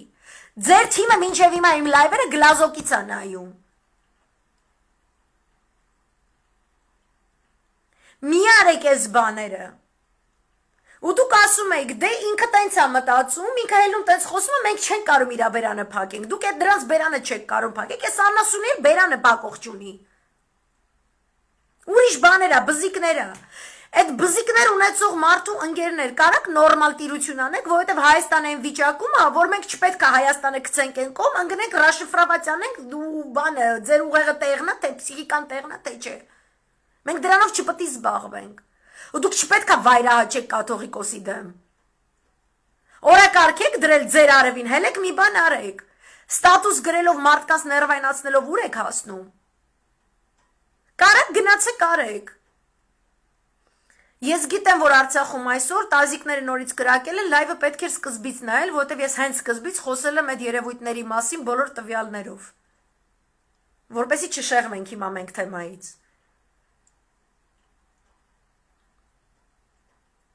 Հանեք ձեր շարքերից դիվերսիոն պարակտիչ տարերին, զանգում եք ինչ եք անում, հանրային ելույթ եք ունենում, ասում եք այս ինչ անի, իմ հետ ոչ մի կապ չունի, ես չգիտեմ ինչ եք անում, բայց այս համազգային ախտը, այս նիկոլիզմը, այս փչացած հեռախոսը, այս բամբասանքը, ով ինչ ասեց, ում ինչ սկրինշոտ ուղարկեց, ով հետևից ինչ խոսած, ով ինչ ասում, ով չգիտեմ ինչ, այդ զիբլանոցը Ես կրկնում եմ, դուք պատկերացնում եք, Կարեն Դեմիրճյան, Վազգեն Մանուկյան, Վազգեն Սարգսյան, այն նստեին, իրար ստատուս գրեին։ Այս վիճակը լներ ու փողոց դուրս չգային։ Հա, կստացի, հիմա մի հատ այս թեմայի վրա եմ, մի հատ էլ ստեղից խոսամ։ Այսօր Մարկեդոնովն է ինչ-որ տենց խոսացել, ինձ դուր չի գալիս այս ռուսական, իբրև թե պրոհայկական լոբինգի նարատիվը, մի հատ կարդամ էլի։ Իրանք երևի ակամայից են անում, որովհետև իրանց հետ հայկական դաշտում պրոֆեսիոնալ լոբիստներ աշխատող չկան, որովհետև քաղաքական թիմերում, դաշինքներում մի քիչ այդպես սով կա, չգիտեմ ինչի, ձեր համար դժվար է պրոֆեսիոնալների հետ աշխատելը, ու դա արդեն ոնց ասեմ, հələ թափում է կաստուրկից այդ երևույթը, էլի, ինքը արդեն եռում է ու ինքը արդեն մեր երկիրը ուտում է, так что դուք ես անդադ այս շեշտելու եմ, մինչև չփոխվի, ես անընդհատ սա շեշտելու եմ։ Ազգային ազատագրական պայքարի տեղը փողոցն է։ Պարլամենտը չի ու կնիկական զամաշկեքը չի ու չգիտեմ կնիկական կապ չունի սեռը անողովա կնիկա թե տղամարդը, բայց քաջական բաները պատում եմ Իսրայել-Իրան ինչա կատարվում, մենք կպրծնենք։ ու մեր վրա աղքաշող չի լինի։ Հիմա մի հատ այս բանը կարդամ ու ես ձեզ շատ եմ խնդրում, եթե դուք նման անձերի հետ շփվում եք այս կոմենտում, խնդրում եմ փոխեք մեր նարատիվը, իրանց դրեք դեմ առ դեմ հայկական նարատիվի հետ, որովհետև այս արդեն երկրորդ դեպքն է, շատ են դեպքերը, բայց այն որ շատ ցայտ ունեմ, մի հատ այն Կամսամոլսկայա պրավդայի մեջ մի հատ կին կա, որ տենց պրո-հայ, պրո չգիտեմ ինչ, շատ է սիրում Վրաստան գնա, Հայաստան գնա, Արցախ է սիրում եւ այլն, այն որ գրում են, որ տիպը հայերը հոգնել են, հայերը էլ չունեն նույն արժե համակարգը, հայերը չգիտեմ ինչ են եղել, իրանք էլ չեն ուզում կռվեն, այս բան է, էլի, որտեվ ստեղ ցավոք սրտի ծագումով հայ ինչ որ տենց կրուժոկ կա, իսկ իրանք իմենը կրուժոկ են, հա, ծագումով հայ, ստեղ Ռուսաստանում, ովքեր ասում են, որ, հա, ու հիմնականում իրանք պայքարը տանում են միաժամանակ ընդդեմ Սերժ Սարգսյանի ու Ռոբերտ Քոչարյանի։ Իրանք ասում են, իրանք հին են, այդ քեզ կարա ասի 65 տարեկան եկա մեկը, էլի, այս ինքը 65 տարեկան է կամ դրանից բարձր է, ու խոսքի իր համար Սերժ Սարգսյանն ու Ռոբերտ Քոչարյանը անհարիր քաղաքական գործիչներ են,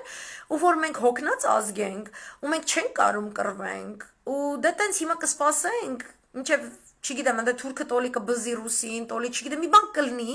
ու տենց ռուսը կհիշի, որ ինքը կայսրություն է, հետո կհիշի, որ Ղարսի պայմանագիրը այդքան էլ բան չէր, պետք է գնալ հետ բերել Ղարսը Արարատ Այսյանին, ու կբերի ու այդ կդառնա ռուսական կայսրություն։ Ոչմ եկա հեքիաթ են սարքել։ Այդ հեքիաթի cornerstone-ն է, որ հայերը չեն ուզում կռվեն, հոգնել են, արժեք չունեն, չգիտեմ, արժե համակարգ չունեն, ինչպես անասունություն է։ Ու իրանց կարծիքով իրանք մեծ աղբեր են, տիպը պուջուրը հոգնել է, գնում են պուլպուլակի ջուր խմելու, պուջուրը ասում են, չէ, ինչ եմ կարում քայլեն, կոշիկը ցաղում է, ոտս խփում է, չգիտեմ ինչ ալնում Մեսյանեյան, ինքն էլ ասում է, բալես, արի ես քեզ կտանեմ բան, էլի հանում է իր շալակն է դնում Մեսյանեյան, պուլպուլակի տեղն է ցույց կտամ, ջուրն է կպատմում ու դուցա գալու, ասես բաներ։ Այս անասուն լինիան, ես ձեզ ասում եմ, ռուս քաղաքական գործիչների զացի հեն չի, իրանց ակաժները լցնում են ծագումով հայ չկայացած գործիչներ եւ գործիքներ։ Okay, պրոֆեսիոնալ չեն։ Լոբիզմը որպես այդպիսին ինստիտուտ ինքը ավելի վաշինգտոնյան կենթանի է, իսկ իր կատարելագործումը ավելի բրիտանական կենթանի է, ինքը սիրուն գործիք է։ Իրան դու պետքա, ոնց ասեմ, դու պետքա կատարելապես տիրապետես, ոնց որ դիրիժորը իր փայտիկին։ Հասկանում եք։ Ու հիմա հայկական հարցերով Մոսկվայում զբաղվում են մարդիկ, ում համար ասենք, ոնց ասեմ, իրանք դաժե երրորդ ջութակ չեն, ու իրանք իրենց դրան դիրիժորի տեղ։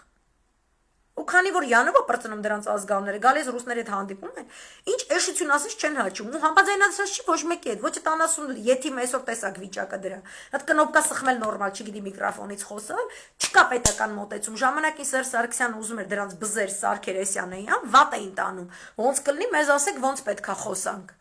Հա, Սփյուռքին բան մի ասեք, մենք գիտենք ոնց ենք խոսում։ Ես տեսել եմ։ Ասենք ժամագործներ, ժամացույց սարքող ոսկերիչներ Շվեյցարիայում որոշում են, որ իրանք պոլիտիկայից հասկանում են ցեղասպանության հարցերով պետք է լոբինգ անեն։ Տենց էլ ինքը փող ա տվել, փող ունի, ուրեմն ստեղ էլ է աշխատում, բայց իրանք դեբիլ են։ Ասում ես, հա, աղբեր ջան, դու ժամացույցի շատ լավ հասկանում ես, ոսկի զարդերել ես լավ սարքում, բայց արի ընդունենք, որ ցեղասպանությունից ու լոբինգից դու չես հասկանում, իրանք չեն սիրում այդ ընդունել։ Ու փչացած հեռախոս է։ Ու մենք պետք է այս մենտալիտետը փոխենք։ Ուրեմն, Մարկեդոնը վերնագիրն են կարդում, Ղարաբաղը Հայաստանի նոր սերնդի համար մի կողմ դրված խնդիր է դառնալու։ Okay. Վերջերս Հայաստանում է ռուս քաղաքագետ միջազգայնագետ ՄԳԻՄՈ-ի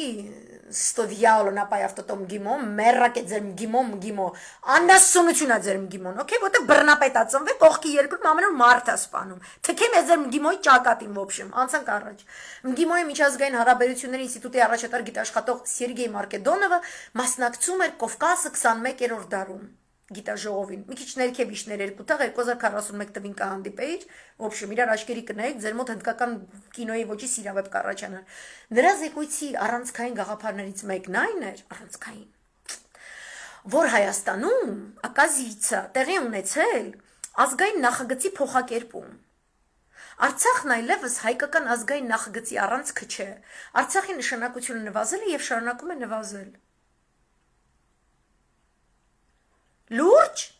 Այս Կարնաուխովի բանի այդ в общем այդ մասովկեն որ ինձ լսում է հետո տանում խոսքերը փոխանցում է դուք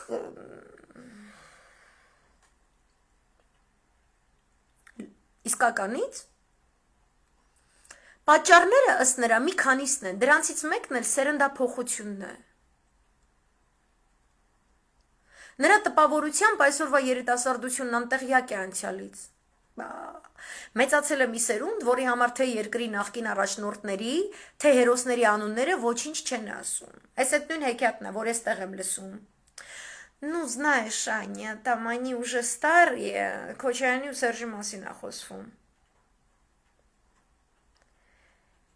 Ու դաժե նրանք, ովքեր ինձ հանդիպում են, որ ընդունում են իմ ասածները այս կոմենտում, իրանք ուզում են, որ ես ինչ-որ տենց ֆլաժոկ վերցնեմ, ձեռս գնամ, ասեմ, ես եմ ազգային փրկություն, սենց բան։ Այսինքն ոչ թե որ ես լավն եմ, այլ ցանկացած մեկը, որ գնա դեմ Ռոբերտ Քոչարյանին, Սերժ Սարգսյանին, էտա պավեստկան։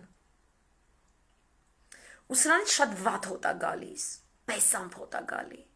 Իբր թե իրանք հերոսներին չգիտեն, Արցախը չգիտեն, մեր սերունդը, մեծացել է մի սերունդ, որի համար թե երկրի նախկին առաջնորդների, թե հերոսների անունները ոչինչ չեն ասում, եւ ուշագրավ է, որ թե խորհրդաժողովի քննարկման ժամանակ, թե հերոստաեթերով հարցազրույց տալիս, որպես ցայտուն օրինակ, բերեց այն փաստը, որ երիտասարդները չեն ճանաչում Վազգեն Մանուկյանին, ասում է գործի բերումով հաճախ է զրուցել երիտասարդ հայերի հետ, եւ զարմացած է, որ նրանք չեն ճանաչում, նույնիսկ Ղարաբաղյան շարժման առաջնորդին, Հայաստանի կառավարության առաջին ղեկավարին, ԽՍՀՄ-ից անկախանալուց հետո եւ լեգենդար պաշտպանության նախարարին առաջին Արցախյան պատերազմի ժամանակներում։ Հիմա քո սիրած ազգի դրույթի համաձայն ես քո հարցին հարցով պատասխանեմ Մարկեդոնով ջան։ Ձեր փողոցներում հիմա Մոսկվա sense դուզ գամ, չնայած անձրևի տակ վախում եք դուք քայլեք։ Anyway, հելնեմ ես ձեր ջահելությանը հարցնեմ գեներալ Լեբեդը ով է։ Քանի հոգի է պատասխանելու։ Ռուցկոյի մասին հարցնեմ, քանի հոգի է պատասխանելու։ Ձեր հերոսներին քանի հոգի գիտի ձեր երկրում։ Դրանից մենք առանցքային իտոկ տանք, որ ոբշում գնացին Կալինինգրադ, Կուրիլի, Չեչնիա, Տատարստան, խերով բարով են մնացածնել, դրան գա, դուք անասուն եք, այն ինչ որ դուք ես չես ցանկանում, ինչ ես ուրիշին ցանկանում։ Այս սարքածա, ասում է ես գործի բերումով շփվում եմ շատ երիտասարդների հետ, ինձ քո գործի բերումը այն բանից է, ստատիստիկա, հա? Ստալին ձյաձյայի ասած, where is your fucking sorry Ստալինը անգլերենով չէր ասում, где твоя այն բանից ստատիստիկա, ցավը տանեմ։ Պրոստը անգլերենով սրանց քրֆելը ավելի կայֆ է տալի։ Որտեղ է վիճակագրությունը, որտեղ այն երիտասարդ սերունդը, որի մի հոծ բազմություն եռաբլուրում է պարկած հիմա։ Այդ ինքը ազգային հերոս չուներ, Արցախը իր համար առանցքային չէր, ինքը չի գնացել կռվելու։ Թե ստատիստիկան լռող է, ինքը չի կարում եռաբլուրից խոսի։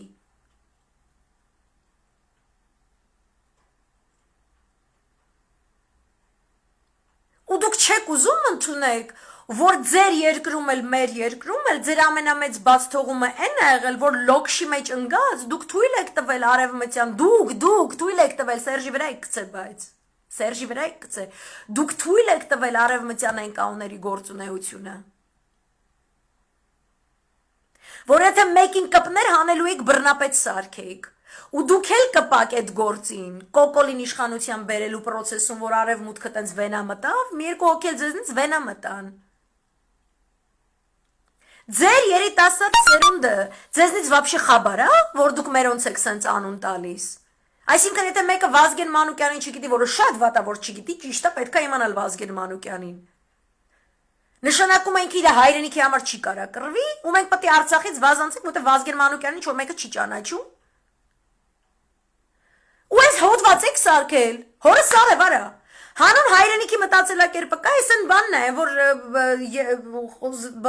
բանավեշ չեն, որ քննարկում ենք ունեցել Արմեն Աշոտյանը Տիգրան Քոչարյանի հետ, այդ պահը, որ ժուրնալիստների միություն ջան, կարա կտենց խելքը գլխին նորմալ անվտանգության աշխատողների, ինֆոդաշտի անվտանգության մասնագետների հետ խոսալով, հասկանաք ոնց եք համակարգում հոդվածները, Հայաստանը այն բանի մեջ է,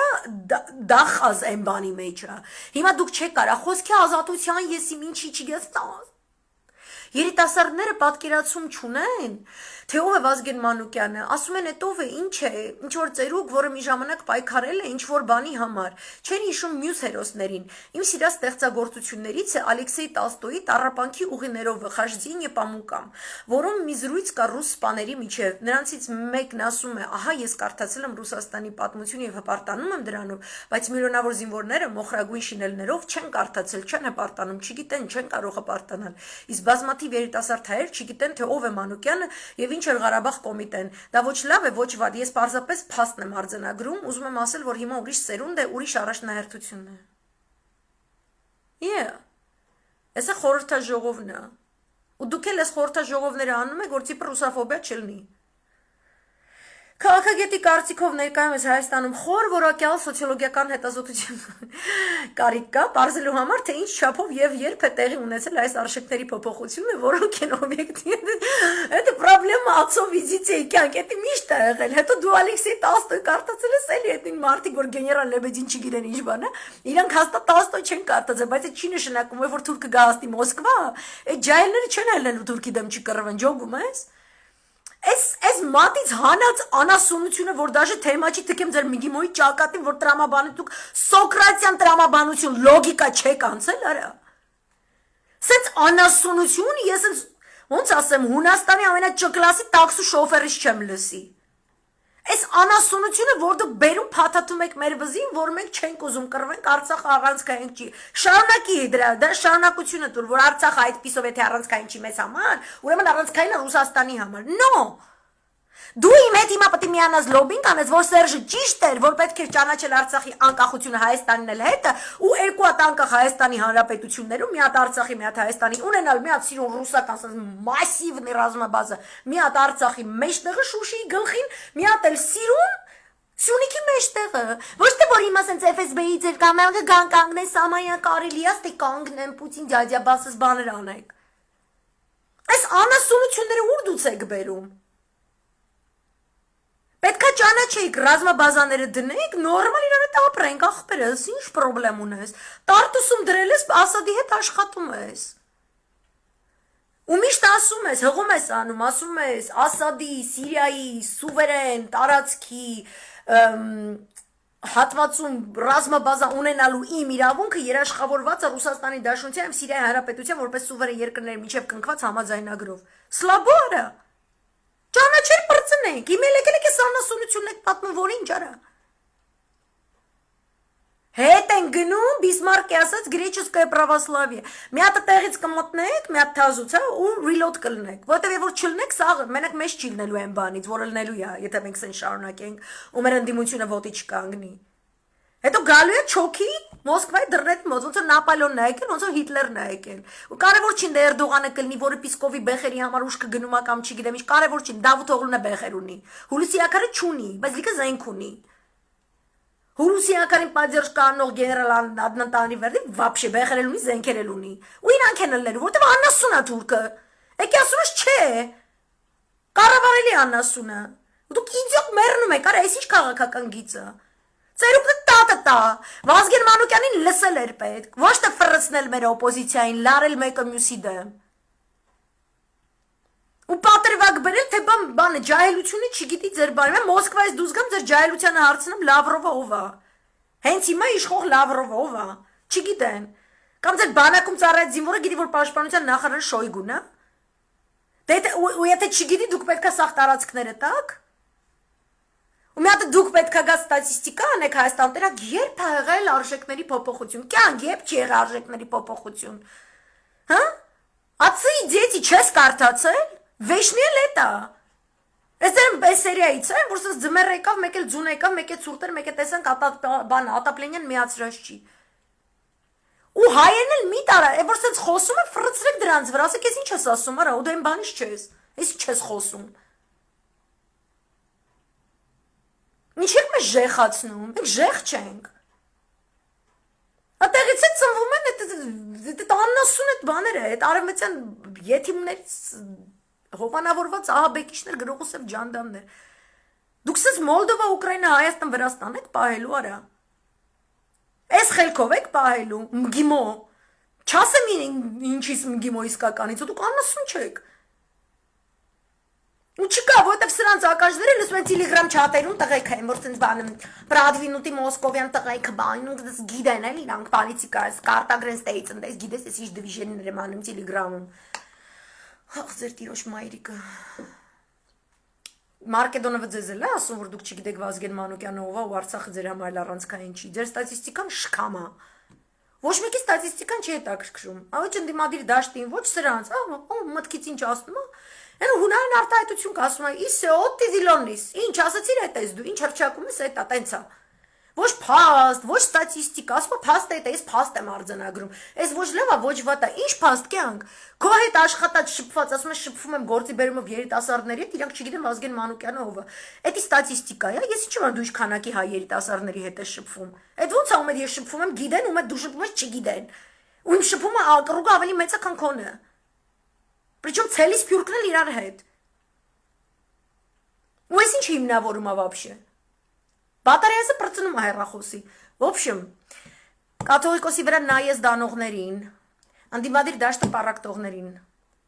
Ոչ մի ուշադրություն, դրա ժամանակը չկա ժողովուրդ ջան։ Այս նրանք էս նուլնդը որ սկսես կնոպկեք սխմեն, էդի տշած է, տարած է այդ անասունը, բան անելու։ Ռուսերենը զբաղված են, մտածում են գրեֆին կհասնեն, կբռնեն, Չուբայսին կհասնեն, կբռնեն, թե չեն հասնի, չեն բռնի, չգիտեք հիմի։ Մի օր սիստեմնի լիբերալներն են վերև, հա? Այն որ նուլանդին վանդակից անեկցել են մեյդան։ Մի օր էլ այդ պատրիոտների հետ Բորտնիկովի են մնացածի ջիղերն է բռնում, в общем։ Այս նրանք այն բանի մեջ են, в общем, ինչեւ իրանք իմանան ինչ են անում, եկեք մենք այնտեղ հիմա կոնկրետ կողքը հարևանքը գիտի ինչ է անում, Իրանը գիտի ինչ է անում։ Ոտքի կանգնեք, փողոց դուս եկեք, ու ես ես անընդհատ ասելու եմ, ես ոչ մի ընտրության, ես իմ ինչի չեմ հավատում։ Նաև ով որ ուզում է Սերժ Սարգսյանին, Ռոբերտ Քոչարյանին ինչ որ սենց դուս հանածելնի դաշտից, ես թքած ունեմ ձեր սաղի վրա։ Ես մինչև վերջ այդ մարդկանց հետ խրամատում մնալու եմ։ Ու երկու ճամբարներում էլ ինչքան եթիմնոց անասուն իդեաներ տարածողներ կան, նրանց ռադ եմ անելու։ Այս է իմ խորհուրդ խրատը, աշկերտներդ ուշադիր պահած տարածաշրջանին, ովում հետ ոնց բարևեց, ոնց խոսած, դրանց նայեք։ Իրան, Իսրայել, տազիկներ, թուրքեր, լիքը բաներ է կատարվել ու կատարվելու է, այնտեղ ուշադրությունը։ Մի շեղվեք փոքր ծավալի ինչ-որ ապուշություններով, մի շեղվեք։ Այսքանը ձեզ շատ եմ սիրում, եռում եմ ուղակի, ուզում եմ սենց մեծ Հայաստան, անկախ նրանից այդ հիմա հետո I don't care, կարևոր состояние դուշի, Մարկեդոնով ջան, հետս հանդիպի կյանք, աշխարհ հայացքից սենց, ոնց ասեմ, կբռնեմ 180 աստիճան շուռ կտամ, որ քեզ խելոք պահես, կգնանք իրդ գրուշել կծեցենք, եղավ, ես եմ այդ սերունդում, դու պետք է լսես, ինձնով քո ստատիստիկան հիմնավորի, թե չէ, հայդե, պաչիկներ ձեզ, բարի գիշեր, մերսի, որ լսեցիք, հաջողություն։